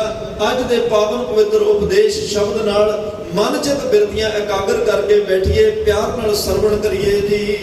ਜੀ ਮਤ ਗਹੀ ਜੈ ਦੇਵਾ, ਜੀ ਮਤ ਨਾਮੈ ਸਮਾਣੀ। ਜੱਜੇ ਨੂੰ ਸਿਹਾਰੀ ਹੈ ਜੇ ਮਤ ਗਹੀ ਜੈ ਦੇਵ। ਗਹੀ ਦਾ ਅਰਥ ਹੁੰਦਾ ਪਕੜਨਾ, ਜੈ ਦੇਵ ਭਗਤ ਜੈ ਦੇਵ ਸਾਹਿਬ। ਜਿਹੜੀ ਮਤ ਨੂੰ ਭਗਤ ਜੈ ਦੇਵ ਸਾਹਿਬ ਨੇ ਧਾਰਨ ਕੀਤਾ, ਪਕੜਿਆ, ਆਪਣੀ ਮਤ ਛੱਡ ਕੇ ਜਿਸ ਮਤ ਨੂੰ ਆਪਣੇ ਮਨ ਵਿੱਚ ਧਾਰਨ ਕੀਤਾ। ਜੇ ਮਤ ਨਾਮੇ ਸੰਮਾਣੀ ਕਵਿਤਾ ਦੇ ਤੋਲ ਨੂੰ ਪੂਰਾ ਰੱਖਣ ਲਈ ਸੰਮਾਣੀ ਜ਼ੋਰ ਨਾਲ ਪੜਨਾ ਹੋਵੇਗਾ। ਜਿਸ ਮਤ ਨੂੰ ਭਗਤ ਨਾਮਦੇਵ ਸਾਹਿਬ ਨੇ ਧਾਰਨ ਕਰਕੇ ਉਸ ਮਤ ਨੂੰ ਆਪਣੇ ਹਿਰਦੇ ਵਿੱਚ ਟਿਕਾਇਆ ਹੋਇਆ ਹੈ। ਜੇ ਮਤ ਤ੍ਰਿਲੋਚਨ ਚੇਤਾ, ਭਗਤ ਗੰਭੀਰ ਹੈ ਜਾਣੀ। ਜੇ ਮਤ ਤ੍ਰਿਲੋਚਨ ਚਿਤ, ਜਿਹੜੀ ਮਤ ਭਗਤ ਤ੍ਰਿਲੋਚਨ ਸਾਹਿਬ ਦੇ ਚਿੱਤ ਵਿੱਚ ਵਸੀ ਹੈ। ਅੱਜ ਉਹ ਭਗਤਾਂ ਦਾ ਜ਼ਿਕਰ, ਰੱਬੀ ਪਿਆਰਿਆਂ ਦਾ ਜ਼ਿਕਰ ਹੈ। ਧੰਨ ਗੁਰੂ ਗ੍ਰੰਥ ਸਾਹਿਬ ਪਾਤਸ਼ਾਹ ਦੇ ਅੰਦਰ ਭਗਤਾਂ ਨੂੰ ਗੁਰੂ ਨਹੀਂ ਕਿਹਾ, ਕਿਤੇ ਨਾ ਕਿਤੇ ਗੁਰੂ ਸਾਹਿਬਾਨ ਲਈ ਸ਼ਬਦ ਭਗਤ ਵਰਤੇ ਗਏ ਆ। ਇਹਦਾ ਮਤਲਬ ਭਗਤ ਜਿਹੜਾ ਹੈ, ਭਗਤ ਬਣਦਾ ਹੀ ਉਹ ਆ ਜਿਹੜਾ ਭਗਤੀ ਕਰਕੇ ਪਰਮਾਤਮਾ ਵਿੱਚ ਲੀਨ ਹੋ ਜਾਏ। ਪਰਮਾਤਮਾ ਦੇ ਹੁਕਮ ਵਿੱਚ ਚੱਲ ਕੇ ਜਿਹੜਾ ਭਗਤੀ ਕਰੇ, ਪਰਮਾਤਮਾ ਦੀ ਰਜ਼ਾ ਵਿੱਚ ਤੁਰ ਕੇ ਜਿਹੜਾ ਭਗਤੀ ਕਰੇ, ਆਪਣੀ ਮਤ ਛੱਡ ਕੇ ਪਰਮਾਤਮਾ ਦੀ ਮਤ ਨੂੰ ਧਾਰਨ ਕਰ ਲੇ, ਉਹ ਭਗਤ ਹੁੰਦਾ ਹੈ। ਜਿਨ੍ਹਾਂ ਨੇ ਪਰਮਾਤਮਾ ਦੀ ਮਤ ਧਾਰਨ ਕੀਤੀ, ਉਹ ਮਤ ਜਿਹੜੀ ਪਰਮਾਤਮਾ ਦੀ ਮਤ ਹੈ, ਉਹ ਸੁਭਾਅ ਜਿਹੜਾ ਪਰਮਾਤਮਾ ਦਾ ਸੁਭਾਅ ਹੈ, ਉਹ ਗੁਣ ਜਿਹੜੇ ਪਰਮਾਤਮਾ ਦੇ ਗੁਣ ਨੇ, ਉਹ ਕਰਮ ਜਿਹੜੇ ਪਰਮਾਤਮਾ ਦੇ ਕਰਮ ਨੇ, ਜਿਨ੍ਹਾਂ ਨੇ ਉਹ ਆਪਣੀ ਮਤ ਵਿੱਚ ਧਾਰਨ ਕੀਤੇ। ਜੇ ਮਤ ਤ੍ਰਿਲੋਚਨ ਚਿੱਤ, ਉਹ ਮਤ ਭਗਤ ਤ੍ਰਿਲੋਚਨ ਜੀ ਦੇ ਚਿੱਤ ਵਿੱਚ ਵਸੀ। ਭਗਤ ਗੰਭੀਰ ਹੈ ਜਾਣੀ, ਭਗਤ ਕਬੀਰ ਸਾਹਿਬ ਨੇ ਵੀ ਉਸ ਮਤ ਨੂੰ ਜਾਣਿਆ, ਮਾਣਿਆ ਤੇ ਆਪਣੇ ਚਿੱਤ ਵਿੱਚ ਧਾਰਨ ਕੀਤਾ ਹੈ। ਰੁਕ ਮਾਗਦ ਕਰ ਦੂਤ, ਰਾਮ ਜੰਪਹੁ ਨਿਤ ਭਾਈ। ਰੁਕ ਮੰਗਤ ਰਾਜਾ ਹੈ, ਪਰ ਪਰਮਾਤਮਾ ਦੀ ਐਡੀ ਬਖਸ਼ਿਸ਼ ਹੈ, ਗੁਰਮੁਖ ਮਾਇਆ ਵਿੱਚ ਉਦਾਸੀ। ਪਰਮਾਤਮਾ ਦੀ ਭਗਤੀ ਵੀ ਕੋਲ ਹੈ, ਰਾਜ ਭਾਗ ਵੀ ਕੋਲ ਹੈ।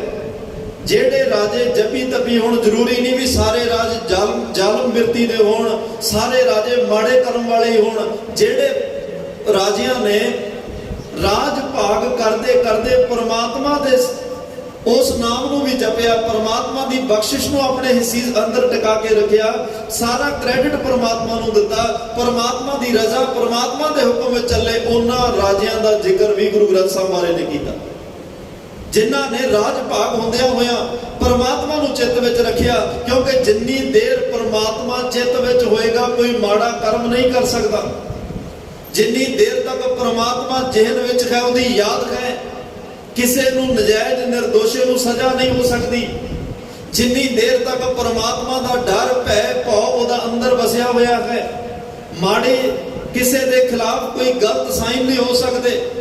ਕਿਸੇ ਦੇ ਖਿਲਾਫ ਕੋਈ ਨਜਾਇਜ਼ ਕਾਰਵਾਈ ਨਹੀਂ ਹੋ ਸਕਦੀ ਜਦੋਂ ਪਰਮਾਤਮਾ ਦਾ ਚਿੱਤ ਵਿੱਚੋਂ ਡਰ ਵਿਸਰ ਜਾਏ, ਭਉ ਵਿਸਰ ਜਾਏ, ਪ੍ਰੇਮ ਵਿਸਰ ਜਾਏ, ਚੇਤਾ ਵਿਸਰ ਜਾਏ। ਜਦੋਂ ਉਹਨੂੰ ਲੱਗਣ ਲੱਗ ਜਾਏ ਵੀ ਮੈਂ ਰਾਜਾ ਨਹੀਂ, ਅਸਲ ਵਿੱਚ ਮੈਂ ਰੱਬ ਹਾਂ, ਮੈਂ ਹੀ ਪਰਮਾਤਮਾ, ਮੈਂ ਹੀ ਖੁਦਾ, ਮੈਨੂੰ ਪੁੱਛਣ ਵਾਲਾ ਕੌਣ, ਫਿਰ ਉਹਨਾਂ ਰਾਜਿਆਂ ਦੀ ਜ਼ਿੰਦਗੀ 'ਚ ਇਕੱਲੇ ਪਾਪ ਪੈਦਾ ਹੁੰਦੇ ਨੇ।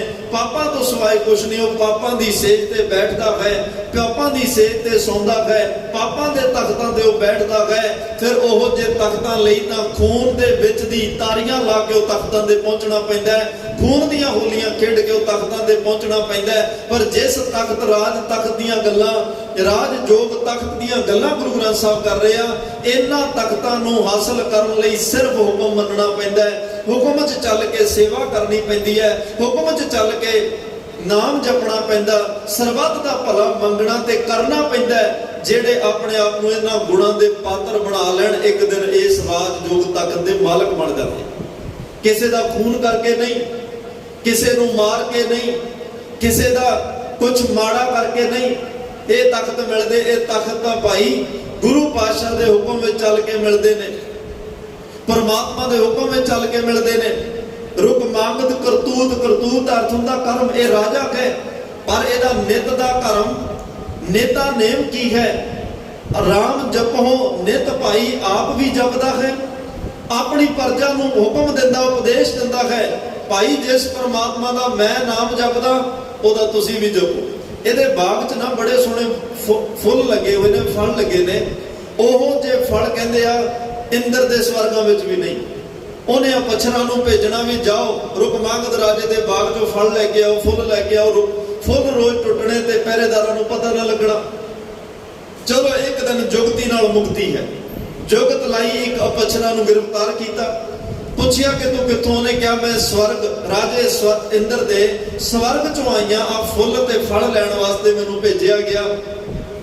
ਤਾਂ ਉਹਨੇ ਕਿਹਾ ਤੂੰ ਵਾਪਸ ਹੋ। ਕਹਿੰਦੀ ਹੁਣ ਵਾਪਸ ਜਾਣ ਦੀ ਤਾਕਤ ਨਹੀਂ ਰਹੀ। ਕਿਸੇ ਨੇ ਜਿਹੜਾ ਕੋਈ ਇੱਥੇ ਵਰਤ ਰੱਖਦਾ ਹੈ ਇਕਾਦਸ਼ੀ ਦਾ, ਉਹ ਆਪਣੇ ਵਰਤ ਦਾ ਮਹੱਤਵ ਮੈਨੂੰ ਦਵੇ, ਫਿਰ ਮੈਂ ਵਾਪਸ ਜਾ ਸਕਦੀ ਹਾਂ, ਨਹੀਂ ਜਾ ਸਕਦੀ। ਹੁਣ ਰੁਕ ਮੰਗਤ ਰਾਜਾ ਹੋਵੇ, ਰਾਜੇ ਦੀ ਅਵਸਥਾ ਦੇ ਭਾਵਨਾ। ਉਹਨੇ ਕਿਹਾ ਬੀਬਾ ਇਹੋ ਜਿਹੇ ਵਰਤ ਸਾਡੇ ਘਰ ਦਾ ਇਸ ਇਲਾਕੇ 'ਚ ਨਹੀਂ ਰੱਖੇ ਜਾਂਦੇ, ਇੱਥੇ ਤਾਂ ਕੇਵਲ ਇੱਕ ਪਰਮਾਤਮਾ ਦੀ ਗੱਲ ਹੈ। ਮੈਂ ਆਪ ਵੀ ਰੱਬ ਦਾ ਨਾਮ ਜਪਦਾ ਤੇ ਆਪਣੀ ਪ੍ਰਜਾ ਨੂੰ ਵੀ ਇਹੀ ਕਹਿੰਦਾ। ਉਹਨੇ ਕਿਹਾ ਮੇਰੇ ਤੋਂ ਭੁੱਲ ਹੋ ਗਈ। ਇਹ ਪਹਿਲਾ ਗੁਣ ਕਿ ਮੈਂ ਸਿਰਫ ਪਰਮਾਤਮਾ ਤੇ ਟੇਕ ਰੱਖਦਾ, ਕਿਸੇ ਹੋਰ ਕਿਸੇ ਵਰਤਾਂ ਸ਼ਰਤਾਂ ਤੇ ਮੇਰਾ ਭਰੋਸਾ ਨਹੀਂ। ਤੇ ਦੂਸਰੀ ਗੱਲ ਉਹਨੇ ਕਿਹਾ ਜੀ ਭੁੱਲ ਹੋ ਗਈ, ਮਾਫੀ। ਤਾਂ ਰਾਜੇ ਰੁਕ ਮੰਗਦ ਨੇ ਕਿਹਾ ਕੋਈ ਗੱਲ ਨਹੀਂ, ਪਰਮਾਤਮਾ ਦਾ ਸੁਭਾਅ ਹੈ ਜਿੱਡੀ ਮਰਜ਼ੀ ਕੋਈ ਗਲਤੀ ਕਰ ਲੇ, ਜੇ ਇੱਕ ਵਾਰ ਉਹਨੇ ਕਹਿ ਦਿੱਤਾ ਬਖਸ਼ ਦਿਓ, ਪਰਮਾਤਮਾ ਬਖਸ਼ ਦਿੰਦਾ। ਇੱਕ ਰਾਜੇ ਦਾ ਸੁਭਾਅ ਵੇਖੋ। ਰੁਕ ਮੰਗਦ ਕਰਤੂਤ ਰਾਮ ਜਪੋ ਨਿਤ ਭਾਈ। ਉਹ ਆਪ ਵੀ ਜਪਦਾ ਹੈ, ਹੋਰਾਂ ਨੂੰ ਵੀ ਉਪਦੇਸ਼ ਦਿੰਦਾ ਕਿ ਭਾਈ ਆਪ ਜਪੈ ਅਵਰਾ ਨਾਮ ਜਪਾਵੈ। ਤੁਸੀਂ ਵੀ ਰੱਬ ਦਾ ਨਾਮ ਜਪੋ ਤਾਂ ਕਿ ਜੀਵਨ ਸਫਲ ਹੋਵੇ ਜੀ। ਅਮਰੀਕ ਪ੍ਰਹਲਾਦ ਸਰਣ ਗੋਬਿੰਦ ਗਤ ਪਾਈ। ਅਮਰੀਕ ਵੀ ਭਗਤ ਹੈ, ਪ੍ਰਹਲਾਦ ਵੀ ਭਗਤ ਹੈ। ਇਹਨਾਂ ਨੇ ਵੀ ਨਾਮ ਜਪਿਆ, ਗੁਰੂ ਦੀ ਪਰਮਾਤਮਾ ਦੀ ਮੱਤ ਨੂੰ ਧਾਰਨ ਕੀਤਾ। ਬਲਕਿ ਪਾਤਸ਼ਾਹ ਨੇ ਤਾਂ ਇਹੀ ਕਹਿ ਦਿੱਤਾ ਰਾਮ ਜਪੋ ਜੀ ਐਸੇ ਐਸੇ। ਧਰੂ ਪ੍ਰਹਲਾਦ ਜਪਿਓ। ਇੱਕ 5-5 ਸਾਲ ਦੇ ਬੱਚਿਆਂ ਦੀ ਉਦਾਹਰਨ ਦਿੱਤੀ। ਕਿੰਨੀ ਦ੍ਰਿੜਤਾ ਆਤਮ ਵਿਸ਼ਵਾਸ ਨਾਲ। ਨਾ ਅਸੀਂ ਕਹਿੰਦੇ ਆ ਜੀ ਬੱਚਾ ਹੈ ਹਲੇ, ਇਹਨੂੰ ਧਰਮ ਦਾ ਕੀ ਪਤਾ ਹੈ, ਇਹਨੂੰ ਹਲੇ ਗੁਰੂ ਘਰ ਦਾ ਕੀ ਪਤਾ, ਇਹਨੂੰ ਬਾਣੀ ਜਾਂ ਨਿਤਨੇਮ ਦਾ ਨਹੀਂ। ਭਾਈ ਉਹਦੀ ਨੀਂਹ ਹੁਣੇ ਤੁਸੀਂ ਮਜ਼ਬੂਤ ਕਰਨੀ ਸ਼ੁਰੂ ਕਰੋਗੇ ਤਾਂ ਕੱਲ ਜਵਾਨੀ ਵਿੱਚ ਜਾ ਕੇ ਜਿਹੜੀਆਂ ਕੰਧਾਂ ਬਾਹੂਬਲ ਬਣਨਾ, ਉਹ ਕੰਧਾਂ ਫਿਰ ਚਮਕੌਰ ਦੀ ਗੜੀ ਦੀਆਂ ਕੰਧਾਂ ਵਰਗੀਆਂ ਹੋਣਗੀਆਂ। ਕੱਲ ਤੁਸੀਂ ਕਹੋ ਇਹਦੀਆਂ ਨੀਆਂ ਸਰਹੰਦ ਦੀਆਂ ਨੀਆਂ ਵਰਗੀਆਂ ਹੋਣ, ਇਹਦੀਆਂ ਕੰਧਾਂ ਜਿਹੜਾ ਬਾਹੂਬਲ ਜਵਾਨੀ ਦਾ ਵਕਤ ਉਹ ਚਮਕੌਰ ਦੀ ਗੜੀ ਦੀਆਂ ਕੰਧਾਂ ਵਰਗਾ ਹੋਵੇ। ਜੇ ਇਹ ਦੋਵੇਂ ਗੱਲਾਂ ਤੁਸੀਂ ਪਰਪੱਕ ਕਰ ਗਏ, ਉਹਦੀ ਨੀਂਹ ਉਹਦਾ ਬਚਪਨ ਸੰਭਾਲ ਗਏ, ਜਿਹਦਾ ਬਚਪਨ ਸੰਭਲਿਆ ਜਵਾਨੀ ਵੀ ਸੰਭਲੇਗੀ। ਦੋ ਪੜਾ ਸੰਭਾਲ ਗਏ, ਇੱਕ ਦਿਨ ਲੋਕ ਉੱਚੇ ਬੁਰਜ ਪਾ ਲੈਂਦੇ ਨੇ ਤੇ ਇੱਕ ਦਿਨ ਲੋਕ ਉੱਚੀਆਂ ਉਹ ਅਟਾਰੀਆਂ ਪਾ ਲੈਂਦੇ ਨੇ। ਜੇ ਇਹ ਦੋ ਪੜਾ ਤੈਅ ਕਰ ਗਏ, ਤੁਹਾਡੇ ਬੱਚੇ ਇੱਕ ਦਿਨ ਉੱਚੇ ਬੁਰਜਾਂ ਦੇ ਮਾਲਕ, ਠੰਡੇ ਬੁਰਜ ਦੇ ਮਾਲਕ ਬਣ ਜਾਣਗੇ। ਠੰਡੇ ਬੁਰਜ ਤੱਕ ਪਹੁੰਚਣ ਲਈ ਨੀਂਹ ਮਜ਼ਬੂਤ ਚਾਹੀਦੀ ਆ। ਠੰਡੇ ਬੁਰਜ, ਉੱਚੇ ਬੁਰਜ ਤੱਕ ਪਹੁੰਚਣ ਲਈ ਦੀਵਾਰਾਂ ਸਟਰੋਂਗ ਤਗੜੀਆਂ ਚਾਹੀਦੀਆਂ ਨੇ। ਤੇ ਮਹਾਰਾਜ ਕਹਿੰਦੇ ਆ ਅਮਰੀਕ ਪ੍ਰਹਲਾਦ, ਜਿਨ੍ਹਾਂ ਨੇ ਜਪਿਆ ਜ਼ਿਕਰ ਉਹਨਾਂ ਦਾ ਹੈ, ਜਿਨ੍ਹਾਂ ਨੇ ਹੁਕਮ ਵਿੱਚ ਰਹਿ ਕੇ ਜਪਿਆ ਉਹਨਾਂ ਦਾ ਜ਼ਿਕਰ ਹੈ। ਤੇ ਮਹਾਰਾਜ ਕਹਿੰਦੇ ਆ ਸ਼ਰਨ ਗੋਬਿੰਦ ਗਤ ਪਾਈ। ਇਹਨਾਂ ਨੇ ਭਾਈ ਸ਼ਰਨ ਉਸ ਗੋਬਿੰਦ ਅਕਾਲ ਪੁਰਖ ਵਾਹਿਗੁਰੂ ਪਰਮਾਤਮਾ ਧਰਤੀ ਨੂੰ ਪਾਲਣ ਵਾਲੇ ਪਰਮਾਤਮਾ ਦੀ ਸ਼ਰਨ ਵਿੱਚ ਗਏ, ਉਹਦੇ ਹੁਕਮ ਵਿੱਚ ਚੱਲੇ, ਨਾਮ ਜਪਿਆ ਤੇ ਗਤ ਪਾ ਲਈ ਹੈ। ਲੋਭ ਕ੍ਰੋਧ ਤ੍ਰਿਸ਼ਨਾ ਤਜੀ ਸੁਮਤ ਜਲ ਜਾਣੀ ਜੁਗਤ। ਭੱਟ ਜਲ ਨਿਕਨੇਮ ਹੈ ਵੈਸੇ ਜਲ ਭੱਟ ਜੀ ਨੇ। ਉਹ ਕਹਿ ਰਿਹਾ ਇਸੇ ਤਰ੍ਹਾਂ ਹੀ ਧੰਨ ਗੁਰੂ ਅਮਰਦਾਸ ਪਾਤਸ਼ਾਹ ਤੁਸੀਂ ਵੀ ਲੋਭ ਕ੍ਰੋਧ ਤ੍ਰਿਸ਼ਨਾ ਤਜੀ, ਤੁਸੀਂ ਵੀ ਆਪਣੀ ਜ਼ਿੰਦਗੀ ਵਿੱਚੋਂ ਲੋਭ ਵੀ ਤਿਆਗ ਦਿੱਤਾ, ਕ੍ਰੋਧ ਵੀ ਤਿਆਗ ਦਿੱਤਾ, ਤ੍ਰਿਸ਼ਨਾ ਤਜੀ, ਇਹ ਸਾਰਿਆਂ ਦੇ ਜਿਹੜੇ ਨੈਗੇਟਿਵ ਇਫੈਕਟ ਸਨ, ਜਿਹੜੇ ਮਾੜੇ ਪ੍ਰਭਾਵ, ਉਹ ਤੁਸੀਂ ਖਤਮ ਕਰ ਦਿੱਤੇ। ਕਿਵੇਂ ਹੋਏ? ਸੁਮਤ ਜਲ ਜਾਣੀ ਜੁਗਤ, ਜਾਣੀ ਜੁਗਤ, ਗੁਰੂ ਤੋਂ ਜੁਗਤ ਜਾਣੀ। ਤੁਸੀਂ ਗੁਰੂ ਕੋਲੋਂ ਜੁਗਤ ਲਈ, ਗੁਰੂ ਨੇ ਤੁਹਾਨੂੰ ਨਾਮ ਦਿੱਤਾ, ਗੁਰੂ ਨੇ ਤੁਹਾਨੂੰ ਸੇਵਾ ਬਖਸ਼ੀ। ਉਹ ਕਿਹੜੇ ਗੁਰੂ ਨੇ ਬਖਸ਼ੀ? ਧੰਨ ਧੰਨ ਸਾਹਿਬ ਸ੍ਰੀ ਗੁਰੂ ਅੰਗਦ ਦੇਵ ਪਾਤਸ਼ਾਹ, ਜਿਨ੍ਹਾਂ ਦਾ ਅੱਜ ਗੁਰਤਾ ਗੱਦੀ ਦਿਵਸ ਹੈ। ਅੱਜ ਮੈਂ ਹੁਕਮ ਲਈ ਆਪ ਜੀ ਨੂੰ ਬੇਨਤੀ ਕਰੀ, ਭਾਈ ਜਿਹੜੇ ਹੁਕਮ ਵਿੱਚ ਚੱਲੇ, ਇੱਕ ਦਿਨ ਉਹ ਰਾਜ ਤਖਤ ਜੋਗ, ਜਿਹੜਾ ਆ ਰਾਜ ਜੋਗ ਦਾ ਤਖਤ ਹੈ ਨਾ, ਇਸ ਤਖਤਾਂ ਤੱਕ ਪਹੁੰਚੇ। ਬਾਬਾ ਲਹਿਣਾ ਜੀ ਦਾ ਜਨਮ ਸਰਾਏ ਨਾਗਾ ਮੱਤੇ ਦੀ ਸਰਾਂ, ਨਾਗੇ ਦੀ ਸਰਾਂ ਵੀ ਕਿਹਾ ਜਾਂਦਾ, ਕਿਉਂਕਿ ਇੱਕ ਨਾਗੇ ਸਾਧੂ ਨੇ ਸਥੇਰ ਨੂੰ ਵਸਾਇਆ। ਮੁਕਤਸਰ ਸਾਹਿਬ ਦੇ ਲਾਗੇ ਕੋਟਕਪੂਰਾ ਰੋਡ ਤੇ ਹੈ। ਬਾਬਾ ਫੇਰੂ ਜੀ ਦੇ ਘਰ ਮਾਤਾ ਰਾਮੋ ਜੀ ਦੀ ਕੁੱਖ ਤੋਂ 31 ਮਾਰਚ ਸਨ 1504 ਨੂੰ ਬਾਬਾ ਲਹਿਣਾ ਜੀ ਦੀ ਆਮਦ ਹੈ। ਤੇ ਜਵਾਲਾਮੁਖੀ ਕਿਸੇ ਨੇ ਵੈਸ਼ਨੂ ਦੇਵੀ ਕਿਹਾ, ਵੱਡੇ ਵਡੇਰੇ ਜਾਂਦੇ, ਇਹ ਵੀ ਜਾਂਦੇ ਨੇ। 28 ਸਾਲ ਹੋ ਗਏ ਜਾਂਦੇ ਆ। ਅੱਜ 28 ਸਾਲਾਂ ਦੀ ਉਮਰ। ਅੱਜ ਕਹਿੰਦੇ ਨੇ ਕਿਤੇ ਕਰਤਾਰਪੁਰ ਸਾਹਿਬ ਦੇ ਲਾਗੋਂ ਲੰਘ ਰਿਹਾ ਇਹਨਾਂ ਦਾ ਜਥਾ। ਭਾਈ ਜੋਤ ਜੀ ਤੋਂ ਇੱਕ ਸ਼ਬਦ ਸੁਣਿਆ, ਜਿਤ ਸੇਵਿਆ ਸੁਖ ਪਾਈਐ, ਸੋ ਸਾਹਿਬ ਸਦਾ ਸੰਭਾਲੀਐ। ਤੇ ਮਾਰੇ ਕਹਿੰਦੇ ਜਿਤ ਕੀਤਾ ਪਾਈਐ, ਆਪਣਾ ਸਾ ਘਾਲ ਬੁਰੀ ਕਿਉਂ ਘਾਲੀਐ। ਤੇ ਇਹ ਬਚਨਾਂ ਨੇ ਅੰਦਰ ਨੂੰ ਹਿਲਾ ਕੇ ਰੱਖ ਦਿੱਤਾ। ਲੈਣਿਆ ਗੁਰੂ ਤਾਂ ਉਹ ਹੋਵੇ ਜਿਹਨੂੰ ਸੇਵ ਕੇ ਸਦੀਵ ਸੁਖ ਮਿਲ ਜਾਏ, ਜਿਹਦੀ ਸੇਵਾ ਕਰਕੇ ਅੰਦਰ ਨੂੰ ਤਰਵਾਸ, ਅੰਦਰ ਨੂੰ ਟਿਕਾ ਮਿਲ ਜਾਏ। ਤੇ ਉਹ ਜੇ ਗੁਰੂ ਦੀ ਸੇਵਾ ਅਰਚਨਾ ਕਰਨੀ ਚਾਹੀਦੀ ਹੈ। ਤੇ ਕਹਿੰਦੇ ਨੇ ਬਾਬਾ ਲਹਿਣਾ ਜੀ ਭਾਈ ਜੋਤ ਜੀ ਕੋਲ ਗਏ, ਪੁੱਛਿਆ ਕਿ ਭਾਈ ਇਹ ਕਿਹਦੇ ਸ਼ਬਦ ਨੇ? ਉਹਨਾਂ ਕਿਹਾ ਧੰਨ ਸ਼੍ਰੀ ਗੁਰੂ ਨਾਨਕ ਦੇਵ ਪਾਤਸ਼ਾਹ। ਕਿੱਥੇ ਰਹਿੰਦੇ ਆ? ਕਰਤਾਰਪੁਰ ਸਾਹਿਬ। ਪਤਾ ਕੀਤਾ ਕਰਤਾਰਪੁਰ ਸਾਹਿਬ ਗਏ। ਜਿਸ ਕਰਤਾਰਪੁਰ ਸਾਹਿਬ ਧੰਨ ਗੁਰੂ ਨਾਨਕ ਸਾਹਿਬ 18 ਸਾਲ ਰਹੇ। ਮਗਰਲਾ ਸਮਾਂ ਖੇਤੀ ਇੱਥੇ ਰਹੀ ਕੀਤੀ, ਪੈਰ ਸੰਸਾਰੀ ਕੱਪੜੇ, ਮੰਜੀ ਬੈਠ ਗਿਆ ਅਵਤਾਰਾ। ਸਤਿਗੁਰੂ ਪਾਤਸ਼ਾਹ ਨੇ ਸੰਸਾਰੀ ਭੇਖ ਉਦਾਸੀ, ਜਿਹੜਾ ਉਦਾਸੀਆਂ ਦਾ ਭੇਖ ਲਿਬਾਸ ਸੀ, ਉਹਨੂੰ ਉਤਾਰ ਕੇ ਸੰਸਾਰੀ ਕੱਪੜੇ ਪਾ ਕੇ 18 ਸਾਲ ਇੱਥੇ ਮਰਿਆਦਾ ਪੱਕੀ ਕੀਤੀ, ਸਾਡਾ ਨਿਤਨੇਮ ਪੱਕਾ ਕੀਤਾ। ਇੱਥੇ ਮਹਾਰਾਜ ਸਾਹਿਬ ਨੇ ਸਾਨੂੰ ਅੰਮ੍ਰਿਤ ਵੇਲੇ ਕਿਵੇਂ ਜੋ ਸਾਡੀ ਸਵੇਰ ਤੋਂ ਲੈ ਕੇ ਸ਼ਾਮ ਤੱਕ ਜੋ ਦਿਨ ਚਰਿਆ ਹੈ ਉਹ ਸਾਰੀ ਤੈਅ ਕੀਤੀ, ਨਾਲ ਕਿਰਤ ਕਰਨੀ ਸਿਖਾਈ। ਇੱਥੇ ਅੱਜ ਬਾਬਾ ਲਹਿਣਾ 28 ਸਾਲਾਂ ਦੀ ਉਮਰ ਚ ਆਉਂਦੇ ਆ। ਇੱਕ 63 ਸਾਲ ਦੇ ਬਜ਼ੁਰਗ ਨੂੰ ਪੁੱਛਿਆ, ਬਾਬਾ ਮੈਂ ਗੁਰੂ ਨਾਨਕ ਦੇ ਘਰ ਜਾਣਾ, ਤੈਨੂੰ ਘਰ ਪਤਾ ਹੀ ਉਹਦਾ ਕਿੱਧਰ ਆ? ਉਸ ਬਜ਼ੁਰਗ ਨੇ ਹਾਂ ਚ ਸਿਰ ਹਿਲਾਇਆ। ਉਹ ਘਾਹ ਖੋਦ ਰਿਹਾ। ਉਹਨੇ ਕਿਹਾ ਫਿਰ ਦੱਸੋ, ਮੈਂ ਜਾਣਾ ਚਾਹੁੰਦਾ। ਉਹਨਾਂ ਕਿਹਾ ਵੀ ਰਸਤਾ ਤਾਂ ਹੀ ਜਾਂਦਾ ਹੈ, ਪਰ ਮੈਂ ਤੈਨੂੰ ਨਾਨਕ ਦੇ ਘਰ ਛੱਡ ਕੇ ਆਵਾਂਗਾ। ਬਾਬਾ ਲਹਿਣਾ ਘੋੜੀ ਤੇ ਹੈ। ਫਿਰ ਪੁੱਛਿਆ ਵੀ ਤੁਸੀਂ ਤਾਂ ਗੁਰੂ ਨਾਨਕ ਨੂੰ ਵੇਖਿਆ ਹੋਵੇਗਾ, ਤੁਸੀਂ ਗੁਰੂ ਨਾਨਕ ਨੂੰ ਸੁਣਿਆ ਹੋਵੇਗਾ, ਤੁਸੀਂ ਗੁਰੂ ਨਾਨਕ ਦੀ ਸੇਵਾ ਕੀਤੀ ਹੋਏਗੀ। ਬਜ਼ੁਰਗ ਨੇ ਹਾਂ ਚ ਸਿਰ ਹਿਲਾਇਆ। ਕਹਿੰਦੇ ਹਾਂ ਦੇਖਿਆ ਵੀ ਹੈ, ਸੁਣਿਆ ਵੀ ਹੈ, ਉਹਦੇ ਚਰਨਾਂ ਨੂੰ ਹੱਥ ਵੀ ਲਾਉਣ ਦਾ ਸਮਾਂ ਬਣਿਆ, ਮੈਂ ਸਪਰਸ਼ ਵੀ ਕੀਤਾ। ਤੇ ਅੱਛਾ ਕਹਿਣ ਲੱਗੇ ਹਾਂ। ਉਹ ਬਜ਼ੁਰਗ ਨੂੰ ਪੁੱਛਿਆ ਵੀ ਰਸਤਾ? ਮੈਂ ਚਲਾ। ਉਹ ਕਹਿੰਦੇ ਨਹੀਂ, ਮੈਂ ਰਸਤਾ ਨਹੀਂ ਦੱਸਣਾ, ਤੈਨੂੰ ਛੱਡ ਕੇ ਆਵਾਂਗਾ, ਕਿਉਂਕਿ ਇਹ ਰਸਤੇ ਤੇ ਚੱਲਣ ਵਾਲੇ ਕਈ ਵਾਰ ਰਸਤਿਆਂ 'ਚ ਭਟਕ ਜਾਂਦੇ ਆ। ਮੈਨੂੰ ਘੋੜੇ ਦੀ ਲਗਾਮ ਫੜਾ, ਮੈਂ ਤੈਨੂੰ ਉਹਦੇ ਘਰ 'ਚ ਛੱਡ ਕੇ ਆਵਾਂ ਤਾਂ ਕਿ ਤੂੰ ਮੰਜ਼ਿਲ ਤੇ ਪਾ। ਇੰਨੀ ਦੂਰ ਤੋਂ ਆਇਆ, ਕਈ ਵਾਰ ਕੋਈ ਨੇੜੇ ਆ ਕੇ ਭਟਕ ਜਾਂਦਾ ਹੈ, ਮੈਂ ਤੈਨੂੰ ਘਰ ਛੱਡ ਕੇ ਆਵਾਂਗਾ। ਉਸ ਵੇਲੇ ਧਰਮਸ਼ਾਲਾ ਜੀ ਉੱਥੇ ਇਸ਼ਾਰਾ ਕੀਤਾ ਕਿ ਉਸ ਦਰਖਤ ਨਾਲ ਘੋੜੀ ਬੰਨ੍ਹ ਦਿਓ, ਕੋਲ ਪਾਣੀ ਹੈ, ਹੱਥ ਪੈਰ ਧੋਵੋ ਤੇ ਕੁਝ ਸਮਾਂ ਆਰਾਮ ਕਰੋ। ਉਹ ਸਾਹਮਣੇ ਦਰਬਾਰ ਧਰਮਸ਼ਾਲਾ ਦੇ ਵਿੱਚ ਧੰਨ ਗੁਰੂ ਨਾਨਕ ਸਾਹਿਬ ਤਖਤ ਤੇ ਸੁਭਾਏਮਾਨ ਹੋਣਗੇ, ਦਰਸ਼ਨ ਕਰ ਲਓ। ਬਾਬਾ ਲਹਿਣਾ ਜੀ ਨੇ ਘੋੜੀ ਬੰਨੀ, ਹੱਥ ਪੈਰ ਧੋਏ, ਬੜੀ ਨਿਮਰਤਾ ਪਿਆਰ ਦੇ ਵਿੱਚ। ਕਹਿੰਦੇ ਜਦੋਂ ਧਰਮਸ਼ਾਲਾ 'ਚ ਪ੍ਰਵੇਸ਼ ਕੀਤਾ, ਬਾਹਰੋਂ ਜਿਵੇਂ ਆਪਾਂ ਮੱਥਾ ਮੱਥਾ ਟੇਕਦਿਆਂ ਹੱਥ ਜ਼ਮੀਨ ਨੂੰ ਲਾ ਕੇ ਮਸਤਕ ਨੂੰ ਲਾਇਆ। ਜਦੋਂ ਅੱਗੇ ਤੁਰਨ ਲੱਗੇ ਅਚਾਨਕ ਨਿਗਾਹ ਤਖਤ ਵੱਲ ਪਈ, ਕਦਮ ਉੱਥੇ ਹੀ ਰੁਕ ਗਏ, ਉੱਥੇ ਹੀ ਕਦਮ ਰੁਕੇ ਤੇ ਉੱਥੋਂ ਤੁਰਿਆ ਨਹੀਂ ਜਾਂਦਾ। ਤਖਤ ਤੋਂ ਆਵਾਜ਼ ਆਈ, ਪੁਰਖਾ ਇੰਨੀ ਦੂਰ ਤੋਂ ਆ ਕੇ ਇੱਥੇ ਕਿਉਂ ਰੁਕਿਆ, ਮੇਰੇ ਨੇੜੇ ਆ। ਬਾਬਾ ਲਹਿਣਾ ਜੀ ਦੇ ਨੇਤਰਾਂ 'ਚ ਜਲ ਆਇਆ, ਨੇਤਰ ਛਲ ਗਏ। ਬੜੀ ਥਿੜਕਦੇ ਬੁੱਲਾਂ ਦੀ ਆਵਾਜ਼ ਨਹੀਂ ਨਿਕਲ ਰਹੀ। ਤਖਤ ਤੋਂ ਵਾਰ-ਵਾਰ ਆਵਾਜ਼ਾਂ ਆ ਰਹੀਆਂ, ਮੈਂ ਉਡੀਕ ਰਿਹਾ, ਤੂੰ ਆ, ਮੇਰੇ ਨੇੜੇ ਆ। ਸ਼੍ਰੀ ਬਾਬਾ ਲਹਿਣਾ ਜੀ ਕੋਲ ਪਹੁੰਚੇ, ਨਮਸਕਾਰ ਕਰਕੇ ਬੈਠ ਕੇ ਇੱਕੋ ਹੀ ਸਵਾਲ ਨਿਕਲਿਆ ਰਸਨਾ ਤੋਂ ਕਿ ਧੰਨ ਗੁਰੂ ਨਾਨਕ ਸਾਹਿਬ ਪਾਤਸ਼ਾਹ, ਕੋਈ ਤੁਹਾਡੀ ਇਹ ਧਰਮਸ਼ਾਲਾ ਗੁਰੂ ਘਰ ਤੋਂ ਬਾਹਰ ਕਿਸੇ ਤੋਂ ਪਾਪ ਭੁੱਲ ਕੋਈ ਅਵਗਿਆ ਹੋ ਜਾਏ, ਤੇਰੇ ਘਰ ਵਿੱਚ ਆ ਕੇ ਉਹ ਬਖਸ਼ਾ ਸਕਦਾ ਹੈ, ਪਰ ਜਿਹਦੇ ਤੋਂ ਭੁੱਲ ਤੇਰੇ ਘਰ ਵਿੱਚ ਆ ਕੇ ਹੋ ਜਾਏ ਉਹ ਕਿੱਥੇ ਬਖਸ਼ਾਏਗਾ। ਜਿਹਦੇ ਤੋਂ ਪਾਪ ਤੇਰੇ ਘਰ ਵਿੱਚ ਆ ਕੇ ਹੋ ਜਾਏ ਉਹ ਬਖਸ਼ਿਆ ਕਿੱਥੇ ਜਾਏਗਾ। ਮਹਾਰਾਜ ਨੇ ਕਿਹਾ, ਕੈਸਾ ਪਾਪ, ਕੈਸੀ ਭੁੱਲ। ਸ਼੍ਰੀ ਬਾਬਾ ਲਹਿਣਾ ਜੀ ਕਹਿੰਦੇ, ਮੇਰਾ ਕਿੱਡਾ ਅਕਲ ਤੇ ਪੜਦਾ ਪਿਆ ਹੈ, ਮੈਨੂੰ ਪਤਾ ਹੀ ਨਹੀਂ ਲੱਗਿਆ। ਜਿਹੜਾ ਮੇਰੀ ਘੋੜੀ ਦੀ ਲਗਾਮ ਫੜ ਕੇ ਲੈ ਕੇ ਆ ਰਿਹਾ ਕੋਈ ਹੋਰ ਨਹੀਂ ਬਲਕਿ ਧੰਨ ਗੁਰੂ ਨਾਨਕ ਸਾਹਿਬ ਆਪ ਨੇ। ਮੈਂ ਸਮਝ ਹੀ ਨਹੀਂ ਸਕਿਆ, ਜਿਹੜਾ ਮੈਨੂੰ ਲੈ ਕੇ ਆਇਆ ਕੋਈ ਹੋਰ ਨਹੀਂ, ਗੁਰੂ ਨਾਨਕ ਹੈ। ਪਾਤਸ਼ਾਹ ਕਹਿੰਦੇ, ਕੋਈ ਗੱਲ ਨਹੀਂ ਲੈਣਿਆ, ਨਾਮ ਤੇਰਾ ਲੈਣਾ ਬੜੇ ਕਮਾਲ ਦਾ। ਜਿਹੜੇ ਲੈਣ ਆਉਂਦੇ ਨੇ ਘੋੜੀਆਂ ਦੀ ਚੜ ਕੇ ਆਉਂਦੇ ਨੇ, ਦੇਣਦਾਰ ਤਾਂ ਹੱਥ ਬੰਨ੍ਹ ਕੇ ਖੜਾ ਹੁੰਦਾ। ਮੈਂ ਕੁਛ ਦੇਣ ਵਾਸਤੇ ਰੱਖਿਆ, ਤੂੰ ਲੈਣ ਵਾਸਤੇ ਆਇਆ, ਪਰ ਇੱਕ ਗੱਲ ਯਾਦ ਰੱਖੀ, ਇਹ ਦਾਤ ਲੈਣ ਲਈ ਸਮਾਂ ਲੱਗੇਗਾ, ਕਾਹਲ ਨਹੀਂ, ਹੁਕਮ ਵਿੱਚ ਚੱਲਣਾ ਪਏਗਾ। ਬਾਬਾ ਲਹਿਣਾ ਜੀ 7 ਸਾਲ ਹੁਕਮ ਚੱਲੇ, ਹੁਕਮ ਦੀ ਆਗਿਆ। ਇਹ ਕਿੱਥੋਂ ਸ਼ੁਰੂ ਹੋਈ ਗੱਲ, ਸੋਹਣੀ ਪੁਸ਼ਾਕ ਪਾਈ, ਘਰ ਵਾਲੀ ਬੀਬੀ ਖੀਵੀ ਨੂੰ ਕਿਹਾ ਮੈਂ ਗੁਰੂ ਨਾਨਕ ਸਾਹਿਬ ਦਾ ਹੋਇਆ, ਉੱਥੇ ਹੀ ਰਹਿਣਾ। ਤੇ ਮਾਤ ਸੁਲੱਖਣੀ ਵੇਖ ਰਿਹਾ, ਝੋਨੇ ਦੇ ਵਿੱਚੋਂ ਆਹੀ ਦਿਨ ਚੱਲ ਰਿਹਾ, ਝੋਨੇ ਦੀ ਫਸਲ, ਝੋਨੇ ਚੋਂ ਨਦੀਨ ਘਾਹ ਕੱਢਿਆ ਜਾਂਦਾ ਹੈ।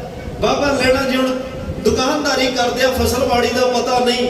ਮਹਾਰਾਜ ਨੇ ਕਿਹਾ ਝੋਨੇ ਚੋਂ ਨਦੀਨ ਘਾਹ ਕੱਢ, ਪਤਾ ਨਹੀਂ ਸੀ ਝੋਨੇ ਦੇ ਬੂਟੇ ਪੱਟੀ ਗਏ। ਮਹਾਰਾਜ ਨੇ ਫਿਰ ਸੁਭਾਵਕ ਕਿਹਾ, ਲੈਣਿਆ ਤੂੰ ਪੁੱਟਣ ਵਾਸਤੇ ਨਹੀਂ ਆਇਆ, ਤੂੰ ਤਾਂ ਬੂਟੇ ਲਾਉਣ ਵਾਸਤੇ ਆਇਆ। ਤੂੰ ਪੁੱਟਣ ਦਾ ਕੰਮ ਕਿਉਂ ਕਰਦਾ, ਤੇ ਤਾਂ ਜੜਾਂ ਲਾਉਣੀਆਂ ਨੇ। ਉਹਨਾਂ ਕਿਹਾ ਨਹੀਂ, ਇਹ ਨਹੀਂ ਪੁੱਟਣਾ, ਇਹ ਤੱਤ ਹੈ।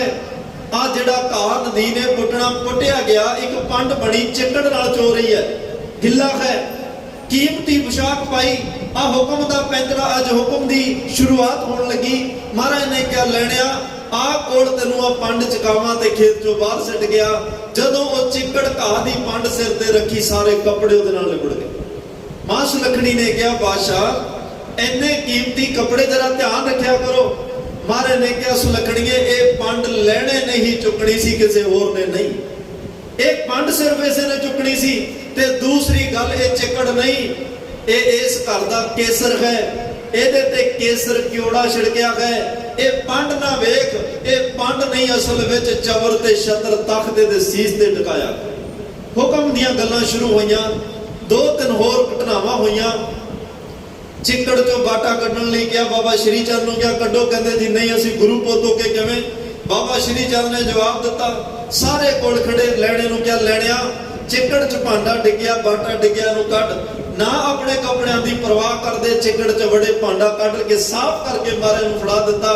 ਪਾਤਸ਼ਾਹ ਕਹਿੰਦੇ ਇਹ ਬਾਟੇ ਨੂੰ ਸੰਭਾਲ ਕੇ ਰੱਖੀ ਲੈਣਿਆ, ਉਦੋਂ ਤੱਕ ਸਾਂਭ ਕੇ ਰੱਖੀ ਜਦੋਂ ਤੱਕ ਇਸ ਬਾਟੇ ਨੂੰ ਫੜਨ ਵਾਲੇ 5 ਪਿਆਰੇ ਨਹੀਂ ਤਿਆਰ ਹੋ ਜਾਂਦੇ। ਇਹ ਬਾਟਾ ਸੰਭਾਲੀਏ ਚ ਅੰਮ੍ਰਿਤ ਟਿਕਾਉਣਾ ਹੈ, ਇਹ ਜਦੋਂ ਤੱਕ 5 ਨਾ ਤਿਆਰ ਹੋ ਜਾਣ ਸਾਂਭ ਕੇ ਰੱਖੀ। ਕਦੇ ਪਾਤਸ਼ਾਹ ਪੁੱਛਦੇ ਆ, ਹੱਥ ਤੇ ਟਕਾ ਰੱਖਿਆ, ਸ਼੍ਰੀ ਚੰਦ ਮੇਰੇ ਹੱਥ ਤੇ ਕੀ ਪਿਆ। ਸ਼੍ਰੀ ਚੰਦ ਜੀ ਕਹਿੰਦੇ, ਮਹਾਰਾਜ ਇੱਕ ਟਕਾ ਸਾਰਿਆਂ ਨੂੰ ਦਿਸਦਾ। ਬਾਬਾ ਸ਼੍ਰੀ ਚੰਦ ਨੂੰ ਪੁੱਛਿਆ ਕੀ ਪਿਆ, ਕਹਿੰਦੇ ਜੀ ਟਕੇ ਤੋਂ ਵੱਧ ਕੇ ਕੀ ਹੈ। ਸ਼੍ਰੀ ਬਾਬਾ ਲਹਿਣਾ ਜੀ ਨੂੰ ਪੁੱਛਿਆ, ਗੁਰੂ ਨਾਨਕ ਸਾਹਿਬ ਨੇ, ਬਾਬਾ ਬੁੱਢਾ ਜੀ ਕਹਿੰਦੇ, ਲਹਿਣਾ ਜੀ ਤੁਸੀਂ ਦੱਸੋ ਗੁਰੂ ਨਾਨਕ ਦੇ ਹੱਥ ਤੇ ਕੀ ਪਿਆ ਹੈ। ਬਾਬਾ ਲਹਿਣਾ ਜੀ ਨੇ ਹੱਥ ਜੋੜੇ, ਨਿਮਰਤਾ ਚ ਆ ਕੇ ਨੇਤਰ ਛਲ ਕੇ ਤੇ ਨਾਲ ਆਪਣੀ ਰਸਨਾ ਫੜ ਕੇ ਕਿਹਾ ਸੀ, ਇਹ ਰਸਨਾ ਬਿਆਨ ਨਹੀਂ ਕਰ ਸਕਦੀ। ਗੁਰੂ ਨਾਨਕ ਦੇ ਹੱਥ ਤੇ ਕੀ ਪਿਆ, ਇਹਦੇ ਹੱਥ ਤੇ 3 ਲੋਕਾਂ ਦੀ ਤਾਕਤ ਹੈ, ਇਹਦੇ ਹੱਥ ਤੇ ਲੋਕ ਪਰਲੋਕ ਦੇ ਸੁੱਖ ਨੇ, ਇਹਦੇ ਹੱਥ ਵਿੱਚ 9 ਨਿਦਾਂ ਤੇ 18 ਸਿੱਧਾਂ ਨੇ। ਧੰਨ ਗੁਰੂ ਨਾਨਕ ਸਾਹਿਬ ਦੇ ਹੱਥ ਤੇ ਕੀ ਪਿਆ, ਇੱਥੇ ਕਰੋੜਾਂ ਜਨਮਾਂ ਦੇ ਟੁੱਟਿਆਂ ਨੂੰ ਰੱਬ ਨਾਲ ਮਿਲਾਉਣ ਦੀ ਤਾਕਤ ਗੁਰੂ ਨਾਨਕ ਦੇ ਹੱਥ ਵਿੱਚ ਪਈ। ਨਜ਼ਰੀਆ ਵੇਖੋ ਕੀ। ਇੱਕ ਦਿਨ ਪੁੱਛਿਆ, ਬਾਬਾ ਬੁੱਢਾ ਜੀ ਰਾਤ ਕਿੰਨੀ ਲੰਘ ਗਈ। ਕਿੰਨੀ ਬਾਬਾ ਬੁੱਢਾ ਜੀ ਨੇ ਕਿਹਾ ਮਹਾਰਾਜ ਜੇ ਆਰਾਮ ਕਰੋ ਚੌਥਾ ਪੈਰ ਨਹੀਂ ਆਇਆ। ਸ਼੍ਰੀ ਬਾਬਾ ਲਹਿਣਾ ਜੀ ਨੂੰ ਕਿਹਾ ਤੁਸੀਂ ਵੇਖੋ। ਬਾਬਾ ਲਹਿਣਾ ਜੀ ਬਾਹਰ ਗਏ ਆਏ, ਆ ਕੇ ਕਿਹਾ ਪਾਸ਼ਾ ਮੈਂ ਕੀ ਦੱਸਾਂ ਕਿੰਨੀ ਲੰਘੀ ਤੇ ਕਿੰਨੀ ਰਹਿ ਗਈ, ਇਹ ਸਭ ਕੁਝ ਤੁਹਾਡੇ ਹੁਕਮ ਵਿੱਚ ਗਏ। ਜਿੰਨਾ ਤੁਹਾਡਾ ਹੁਕਮ ਹੋਇਆ ਰਾਤ ਲੰਘ ਚੁੱਕੀ ਹੈ, ਜਿੰਨਾ ਹੁਕਮ ਬਾਕੀ ਹੈ ਰਾਤ ਬਾਕੀ। ਬਾਬਾ ਬੁੱਢਾ ਜੀ ਨੇ ਕਿਹਾ ਲੈਣਿਆ ਤੁਸੀਂ ਪਾਸ ਹੋਏ। ਅਖੀਰ ਇੱਕ ਪ੍ਰੀਖਿਆ ਜਿਹੜੀ ਹੋਈ ਮੁਰਦਾ ਖਾਣ ਦੀ। ਧਾਨਕ ਰੂਪ ਰਹਾ ਕਰਤਾਰ, 5-7 ਕੁੱਤੇ ਨੇ ਹੱਥ ਚ ਗੁੱਦਗਾ, ਜਿਹੜਾ ਨੇੜੇ ਉਹਦਾ ਮਹਾਰਾਜ ਮਾਰਦੇ ਨੇ। ਬਾਬਾ ਲਹਿਣਾ ਜੀ ਅਖੀਰ ਤੱਕ ਉਹ ਪ੍ਰੀਖਿਆ ਚ ਪਾਸ ਹੁੰਦੇ। ਮਹਾਰਾਜ ਨੇ ਕਿਹਾ ਲੈਣਿਆ ਸਾਰੇ ਮੁੜ ਗਏ, ਤੂੰ ਕਿਉਂ ਨਹੀਂ ਮੁੜਦਾ? ਪਾਤਸ਼ਾਹ ਨੇ ਲਹਿਣੇ ਨੇ ਕਿਹਾ ਪਾਤਸ਼ਾਹ ਜਿਹਦਾ ਕੋਈ ਟਿਕਾਣਾ ਹੁੰਦਾ ਉਹੀ ਮੁੜਦਾ, ਮੇਰਾ ਟਿਕਾਣਾ ਹੀ ਕੋਈ, ਕਿੱਥੇ ਜਾਵਾਂ? ਮਹਾਰਾਜ ਨੇ ਧਰਤੀ ਤੇ ਕ੍ਰੋਸ ਵਾਇਆ, 4 ਦਿਸ਼ਾਵਾਂ। ਮਹਾਰਾਜ ਕਹਿੰਦੇ 4 ਦਿਸ਼ਾਵਾਂ ਨੇ ਲੈਣਿਆ, 4 ਦਿਸ਼ਾਵਾਂ ਤੱਕ ਕਿਤੇ ਤੇਰਾ ਟਿਕਾਣਾ ਘਰ ਹੋਏਗਾ। ਬਾਬੇ ਲੈਣੇ ਨੇ ਕਿਹਾ ਪਾਤਸ਼ਾਹ ਚਾਰੇ ਦਿਸ਼ਾਵਾਂ 'ਚ ਕਿਤੇ ਟਿਕਾਣਾ ਨਹੀਂ। ਪੁੱਛਿਆ ਕਿੱਥੇ ਟਿਕਾਣਾ? ਬਾਬੇ ਲੈਣੇ ਨੇ ਕਿਹਾ ਧੰਨ ਗੁਰੂ ਨਾਨਕ ਸਾਹਿਬ ਤੇਰੇ ਚਰਨਾਂ 'ਚ ਟਿਕਾਣਾ। ਮਹਾਰਾਜ ਨੇ ਉਸੇ ਵੇਲੇ ਸੀਨੇ ਨਾਲ ਲਾ ਕੇ ਕਿਹਾ ਆ ਲੈਣਿਆ ਅੱਜ ਫਿਰ ਟਿਕਾਣੇ ਬਦਲ ਲਈਏ। ਮੈਂ ਵੀ ਟਿਕਾਣਾ ਲੱਭਦਾ ਸੀ, ਤੂੰ ਵੀ ਟਿਕਾਣਾ ਲੱਭਦਾ ਸੀ। ਮੁਰਦਾ ਖਾਣ ਲਈ ਵੀ ਗਿਆ। ਪੁੱਛ ਕੇ ਆਏ ਵੀ ਪੈਰਾਂ ਵੱਲੋਂ ਕਿਸੇ ਵੱਲੋਂ? ਬਾਦਸ਼ਾਹ ਨੇ ਕਿਹਾ ਪੈਰਾਂ ਵੱਲੋਂ। ਉੱਥੇ ਕਈਆਂ ਨੇ ਲਿਖਿਆ ਜੀ ਕੜਾਹ ਪ੍ਰਸ਼ਾਦ ਫੁੱਲ ਬੜਾ ਕੁਛ ਜੋ ਵੀ ਹੈ। ਖੈਰ ਇੱਕ ਹੁਕਮ ਮੰਨਣ ਦੀ ਪ੍ਰੀਖਿਆ ਨੂੰ ਉਸ ਹੁਕਮ ਨੂੰ ਮੰਨਿਆ ਗਿਆ। ਕਿਸੇ ਨੇ ਕਿਹਾ ਉੱਥੇ ਕੜਾਹ ਪ੍ਰਸ਼ਾਦ, ਕਿਉਂਕਿ 5 ਤੱਤਾਂ ਦਾ ਸਰੀਰ, 5 ਹੀ ਚੀਜ਼ਾਂ ਦਾ ਕੜਾਹ ਪ੍ਰਸ਼ਾਦ ਬਣਦਾ। ਮਹਾਰਾਜ ਕਹਿੰਦੇ ਇਹ ਮੁਰਦਿਆਂ ਵਿੱਚ ਜਾਨ ਫੂਕਣ ਵਾਲਾ ਲੈਣਾ ਆ ਰਿਹਾ ਹੈ। ਜਿਹਦੇ ਅੰਦਰੋਂ ਇਨਸਾਨੀਅਤ ਮਰ ਗਈ, ਉਸ ਇਨਸਾਨੀਅਤ ਮਰੀ ਹੋਈ ਇਨਸਾਨੀਅਤ ਵਿੱਚ ਰੱਬ ਦਾ ਨਾਮ ਟਿਕਾ ਕੇ ਇਨਸਾਨੀਅਤ ਜ਼ਿੰਦਾ ਕਰ ਦੇਗਾ। ਸਮਾਂ ਆਇਆ, ਵਕਤ ਆਇਆ। 2 ਸਤੰਬਰ ਸਨ 1539 ਮਹਾਰਾਜ ਨੇ ਕਿਹਾ ਆ ਅੱਜ ਟਿਕਾਣੇ ਬਦਲ ਲਈਏ। ਬਾਬਾ ਬੁੱਢਾ ਸਾਹਿਬ ਸਾਰਿਆਂ ਨੂੰ ਬੁਲਾਇਆ ਤੇ ਸਾਫ਼ ਵਸਤਰ ਧਾਰਨ ਕਰਵਾਏ ਗਏ ਤੇ ਇਸ ਪਾਕ ਪਵਿੱਤਰ ਦਿਨ ਦੇ ਉੱਪਰ ਥਾਪਿਓ ਲੈਣਾ ਜੀਵਦਾ, ਥਾਪਿਆ ਲੈਣਾ ਜੀਵਦਾ, ਗੁਰਿਆਈ ਸਿਰ ਛਤਰ ਬਰਾਇਆ। ਧੰਨ ਗੁਰੂ ਨਾਨਕ ਸਾਹਿਬ ਨੇ ਨਹੀਂ ਕਿਹਾ ਵੀ ਬਾਅਦ ਜਿਹੜਾ ਮਰਜ਼ੀ ਚੁਣ ਲਿਓ। ਜਿਉਂਦੇ ਜੀ ਥਾਪ ਕੇ ਦਿੱਤਾ, ਜਿਉਂਦੇ ਜੀ ਮਹਾਰਾਜ ਸਾਹਿਬ ਨੇ ਤਖਤ ਤੇ ਬਿਠਾਇਆ ਬਾਬਾ ਲਹਿਣਾ ਸਾਹਿਬ ਨੂੰ ਤੇ ਉਹ ਤਖਤ ਤੇ ਬੈਠੇ। ਪਹਿਲਾ ਨਾਮ ਲੈਣਾ ਸੀ। ਅੱਜ ਮਹਾਰਾਜ ਨੇ ਕਿਹਾ ਲੈਣਿਆ ਸੇਵਾ ਚ ਪਾਸ ਹੋਇਆ, ਗੁਰੂ ਨਾਨਕ ਦੇ ਅੰਗ ਨਾਲ ਅੰਗ ਤੇਰਾ ਸਪਰਸ਼ ਹੋ ਕੇ ਅੱਜ ਤੂੰ ਗੁਰੂ ਅੰਗਦ ਸਾਹਿਬ ਬਣ ਗਿਆ। ਸਾਰੀਆਂ ਰੱਬੀ ਰਹਿਮਤਾਂ ਬਾਬਾ ਲਹਿਣਾ ਵਿੱਚ ਟਿਕਾਈਆਂ ਤੇ ਉਹ ਗੁਰਬਾਣੀ ਦੀ ਪੋਥੀ ਜਿਹੜੀ ਕੀਮਤੀ ਦਾਤ ਉਹ ਵੀ ਬਾਬਾ ਲਹਿਣਾ ਜੀ ਦੀ ਝੋਲੀ ਵਿੱਚ ਪਾ ਕੇ ਤੇ ਸਾਰੀ ਆਪ ਪਹਿਲਾਂ ਮੱਥਾ ਟੇਕਿਆ, ਬਾਬਾ ਬੁੱਢਾ ਸਾਹਿਬ ਨੇ ਟੇਕਿਆ। ਬਾਬਾ ਸ਼੍ਰੀ ਚੰਦ ਚਲੋ ਗੁੱਸਾ ਕੀਤਾ ਵੀ ਸੀ ਪੁੱਤਰ ਸਾਡਾ ਹੱਕ ਸੀ। ਮਾਂ ਸੁਲੱਖਣੀ ਨੇ ਕਿਹਾ ਸ਼੍ਰੀ ਚੰਦ ਵੱਡਾ ਸੀ, ਗੁਰਤਾ ਗੱਦੀ ਉਹਨੂੰ ਦਿੰਦੇ। ਮਹਾਰਾਜ ਨੇ ਕਿਹਾ ਨਹੀਂ ਸੁਲੱਖਣੀਏ, ਇੱਥੇ ਗੁਰੂ ਘਰ ਦੇ ਤਾਂ ਕੁਕਰਾਂ ਦੇ ਪੈਰਾਂ ਵਿੱਚ ਵੀ ਕਰਾਮਾਤਾਂ ਨੇ, ਗੁਰੂ ਘਰ ਦੇ ਕੁੱਤਿਆਂ ਦੇ ਪੈਰਾਂ ਵਿੱਚ ਵੀ ਕਰਾਮਾਤਾਂ ਨੇ। ਇਹ ਤਾਂ ਫਿਰ ਗੁਰੂ ਪੁੱਤਰ ਨੇ ਕਮੀ ਕੋਈ ਨਹੀਂ ਰਹੇਗੀ, ਧਨ ਪਦਾਰਥ ਮਾਣ ਸਨਮਾਨ ਦੀ ਕਮੀ ਨਹੀਂ ਰਹੇਗੀ। ਪਰ ਇਹ ਗੁਰਿਆਈ ਦੀ ਦਾਤ ਜਿਹੜਾ ਇਹਦੇ ਪਾਤਰ ਬਣੇਗਾ, ਇਹ ਹੁਕਮ ਮੰਨਣ ਵਾਲਿਆਂ ਨੂੰ ਇਹ ਤਾਂ ਪੁੱਤਰੀ ਕੌਲ ਨਾ ਪਾਲਿਓ ਕਰ ਪੀਰੋ ਕੰਨ ਮਰਟੀਐ। ਇਹਨਾਂ ਗੁਰੂ ਦਾ ਹੁਕਮ ਨਹੀਂ ਮੰਨਿਆ। ਜਿਹੜਾ ਹੁਕਮ ਮੰਨ ਕੇ ਪਾਸ ਹੋ ਜਾਂਦਾ ਹੈ ਇਹ ਰੱਬੀ ਦਾਤ ਉਹਨਾਂ ਨੂੰ ਮਿਲਦੀ ਹੈ। ਇਹ ਵਿਰਾਸਤ ਨਹੀਂ ਕਿ ਪੁੱਤਰਾਂ ਨੂੰ ਮਿਲੇ। ਜੇ ਪੁੱਤਰ ਵੀ ਕੱਲ ਕੋਈ ਸਿੱਖ ਬਣ ਕੇ ਪਾਸ ਹੋਏਗਾ ਤੇ ਉਹ ਪੁੱਤਰ ਵੀ ਦਾਤ ਲੈ ਜਾਏਗਾ। ਨਹੀਂ, ਇਹ ਦਾਤ ਸੇਵਕ ਦੀ ਹੈ। ਅੱਜ ਗੁਰੂ ਤੇ ਚੇਲੇ ਦੀ ਜਿਹੜੀ ਗੁਰ ਚੇਲੇ ਰਹਿਰਾਸ ਕੀ ਉਹ ਜਿਹੜੀ ਅੱਜ ਪਰੰਪਰਾ ਸ਼ੁਰੂ ਹੋਈ, ਉਹ ਪਰੰਪਰਾ ਫਿਰ ਗੁਰੂ ਗੋਬਿੰਦ ਸਿੰਘ ਸਾਹਿਬ ਨੇ ਵੀ ਪਹਿਲਾਂ ਆਪ ਅਮਰ ਦੀ ਦਾਤ ਦਿੱਤੀ, ਬਾਅਦ ਵਿੱਚ ਸੇਵਕ ਬਣ ਕੇ ਦਾਤ ਲੈ ਕੇ ਗਿਆ ਸੀ। ਭਾਈ ਜਿਵੇਂ ਗੁਰੂ ਨਾਨਕ ਨੇ ਲੈਣੇ ਨੂੰ ਅੰਗਦ ਸਾਹਿਬ ਬਣਾਇਆ, ਮੈਂ ਤਾਂ ਉਵੇਂ ਹੀ ਦਾਸ ਬਣ ਕੇ ਅਮਰ ਦੀ ਦਾਤ ਮੰਗ ਰਿਹਾ। ਜਿਵੇਂ ਤੁਸੀਂ ਸਿੰਘ ਤੇ ਪਿਆਰੇ ਬਣ ਗਏ, ਮੈਨੂੰ ਵੀ ਰਾਜ ਤੋਂ ਗੋਬਿੰਦ ਸਿੰਘ ਬਣਾ ਦਿਓ। ਤੇ ਅੱਜ ਉਹ ਗੁਰੂ ਅੰਗਦ ਸਾਹਿਬ ਦਾ ਭਾਈ ਗੁਰਤਾ ਗੱਦੀ ਦੇ ਜਿਹੜੇ ਫਿਰ 13 ਸਾਲ ਦੇ ਕਰੀਬ ਗੁਰਤਾ ਗੱਦੀ ਤੇ ਬੈਠ ਕੇ 63 ਸ਼ਲੋਕ ਸਾਡੀ ਝੋਲੀ ਚ ਪਾਉਂਦੇ ਆ ਤੇ ਮਨੁੱਖਤਾ ਦਾ ਭਲਾ ਬਲ ਕੇ ਉਹਨਾਂ ਦੇ ਬੂਹੇ ਦੇ ਅੱਗੇ ਬੇਅੰਤ ਤਰ੍ਹਾਂ ਦੇ ਸਰੀਰਕ ਮਾਨਸਿਕ ਆਤਮਿਕ ਰੋਗੀ ਬੈਠ ਜਾਂਦੇ ਸੀ ਅੰਮ੍ਰਿਤ ਵੇਲੇ। ਮਹਾਰਾਜ ਨੇ ਜਦੋਂ ਬਾਹਰ ਨਿਕਲਣਾ, ਜਿਹਦੇ ਤੇ ਦ੍ਰਿਸ਼ਟੀ ਪੈਣੀ ਸਾਰਿਆਂ ਦੇ ਸਰੀਰ ਅਰੋਗ ਹੋ ਜਾਣੇ। ਤੇ ਉਹਨਾਂ ਦੀ ਸਿਫਤ ਵਿੱਚ ਇੱਕ ਸੱਤਾ ਬਲਵੰਡ ਜੀ ਨੇ ਕਿਹਾ ਹੋਵੇ ਸਿਫਤ ਖੁਸਮ ਦੀ ਨੂਰ ਅਰਸੋ ਕੁਰਸੋ ਚਟੀਐ ਤੁਧ ਡਿਠੇ ਸੱਚੇ ਪਾਤਸ਼ਾਹ ਮਨ ਜਨਮ ਜਨਮ ਦੀ ਕੱਟੀਐ। ਭੱਟਾ ਨੇ ਵੀ ਕਿਹਾ ਸੋ ਪਹ ਟਲ ਗੁਰ ਸੇਵੀਐ ਐਨਸ ਸਹਿਜ ਸੁਭਾਏ ਦਰਸ਼ਨ ਪਰਸਿਆ ਗੁਰੂ ਕੈ ਜਨਮ ਮਰਨ ਦੁਖ ਜਾਏ। ਗੁਰੂ ਅੰਗਦ ਸਾਹਿਬ ਦੀ ਉਸਤਤ ਵਿੱਚ ਸਵਈਏ। ਧੰਨ ਗੁਰੂ ਅੰਗਦ ਦੇ ਮਹਾਰਾਜ ਦੇ ਗੁਰਤਾ ਗੱਦੀ ਦਿਵਸ ਦੀਆਂ ਆਪ ਸੰਗਤਾਂ ਨੂੰ ਲੱਖ ਲੱਖ ਵਧਾਈਆਂ ਹੋਣ। ਆਓ ਆਖਰੀ ਪੰਕਤੀ ਦਾ ਜਿਹੜਾ ਸ਼ਬਦ ਉਹ ਪਾਠ ਹੈ ਸਰਵਣ ਕਰਕੇ ਸਮਾਪਤੀ ਕਰੀਏ ਜੀ। ਗੁਰ ਅਮਰਦਾਸ ਨਿਜ ਭਗਤ ਹੈ, ਦੇਖ ਦਰਸ ਪਾਵੋ ਮੁਕਤ। ਭਗਤ ਜੀ ਭੱਟ ਸਾਹਿਬਾਨ ਕਹਿ ਰਿਹਾ ਗੁਰੂ ਅਮਰਦਾਸ ਰੱਬ ਦੇ ਭਾਈ ਨਿੱਜੀ ਭਗਤ ਹਨ, ਭਗਤਾਂ ਵਾਲੇ ਗੁਣ ਧਾਰਨ ਕੀਤੇ ਤੇ ਮੈਂ ਉਹਨਾਂ ਦੇ ਦਰਸ਼ਨ ਕਰਕੇ ਮੁਕਤੀ ਦੀ ਦਾਤ ਪ੍ਰਾਪਤ ਕਰਦਾ ਹਾਂ, ਬਖਸ਼ਿਸ਼ਾਂ ਪ੍ਰਾਪਤ ਕਰਦਾ ਹਾਂ। ਅੱਜ ਦੇ ਇਸ ਪਾਵਨ ਪਵਿੱਤਰ ਬਚਨ ਦੀ ਵਿਚਾਰ ਹੈ ਕਿ ਜਿਹੜੇ ਉਹ ਭਗਤਾਂ ਦੀ ਮੱਤ ਨੂੰ, ਗੁਰੂ ਦੀ ਮੱਤ ਨੂੰ ਧਾਰਨ ਕਰਨਗੇ, ਉਹ ਭਗਤ ਹੋਣਗੇ, ਗੁਰੂ ਦੇ ਦਰ ਘਰ ਪਰਵਾਨੇ ਜਾਣਗੇ। ਸਤਿਗੁਰੂ ਕਿਰਪਾ ਕਰਨ, ਗੁਰੂ ਦਾ ਉਪਦੇਸ਼ ਸਾਡੇ ਵੀ ਹਿਰਦੇ 'ਚ ਵਸੇ, ਜਿਸ ਕਰਕੇ ਲੋਕ ਸੁਖੀਏ ਪਰਲੋਕ ਸੇਲੇ ਨਾਨਕ ਹਰਿ ਪ੍ਰਭ ਆਪੇ ਮੇਲੇ ਦੇ ਭਾਗੀ ਬਣ ਸਕੀਏ। ਤਮਾਮ ਭੁੱਲਾਂ ਚੁੱਕਾਂ ਦੀ ਖਿਮਾ, ਗੁਰੂ ਦਾ ਉਪਦੇਸ਼ ਹਿਰਦੇ 'ਚ ਵਸਾਇਓ। ਗੁਰੂ ਸਾਹਿਬ ਸਿੰਘ ਸ਼ਹੀਦ ਬਾਬਾ ਜੀ ਦਾ ਧੰਨਵਾਦ ਜਿਹੜੇ ਵਿੱਚ ਵਰਤ ਕੇ ਸੇਵਾ ਲੈਂਦੇ ਆ। ਆਓ ਪੰਕਤੀ ਦਾ ਪਾਠ ਸਰਵਣ ਕਰੀਏ ਤੇ ਆਨੰਦ ਸਾਹਿਬ ਦਾ ਪਾਠ ਕਰੀਏ ਜੀ। ਲੋਭ ਕ੍ਰੋਧ ਤ੍ਰਿਸ਼ਨਾ ਤਜੀ, ਸੁਮਤ ਜਲ ਜਾਣੀ ਜੁਗਤ। ਗੁਰ ਅਮਰਦਾਸ ਨਿਜ ਭਗਤ ਹੈ, ਦੇਖ ਦਰਸ ਪਾਵੋ ਮੁਕਤ। ਵਾਹਿਗੁਰੂ ਜੀ ਕਾ ਖਾਲਸਾ, ਵਾਹਿਗੁਰੂ ਜੀ ਕੀ ਫਤਿਹ। ਆਨੰਦ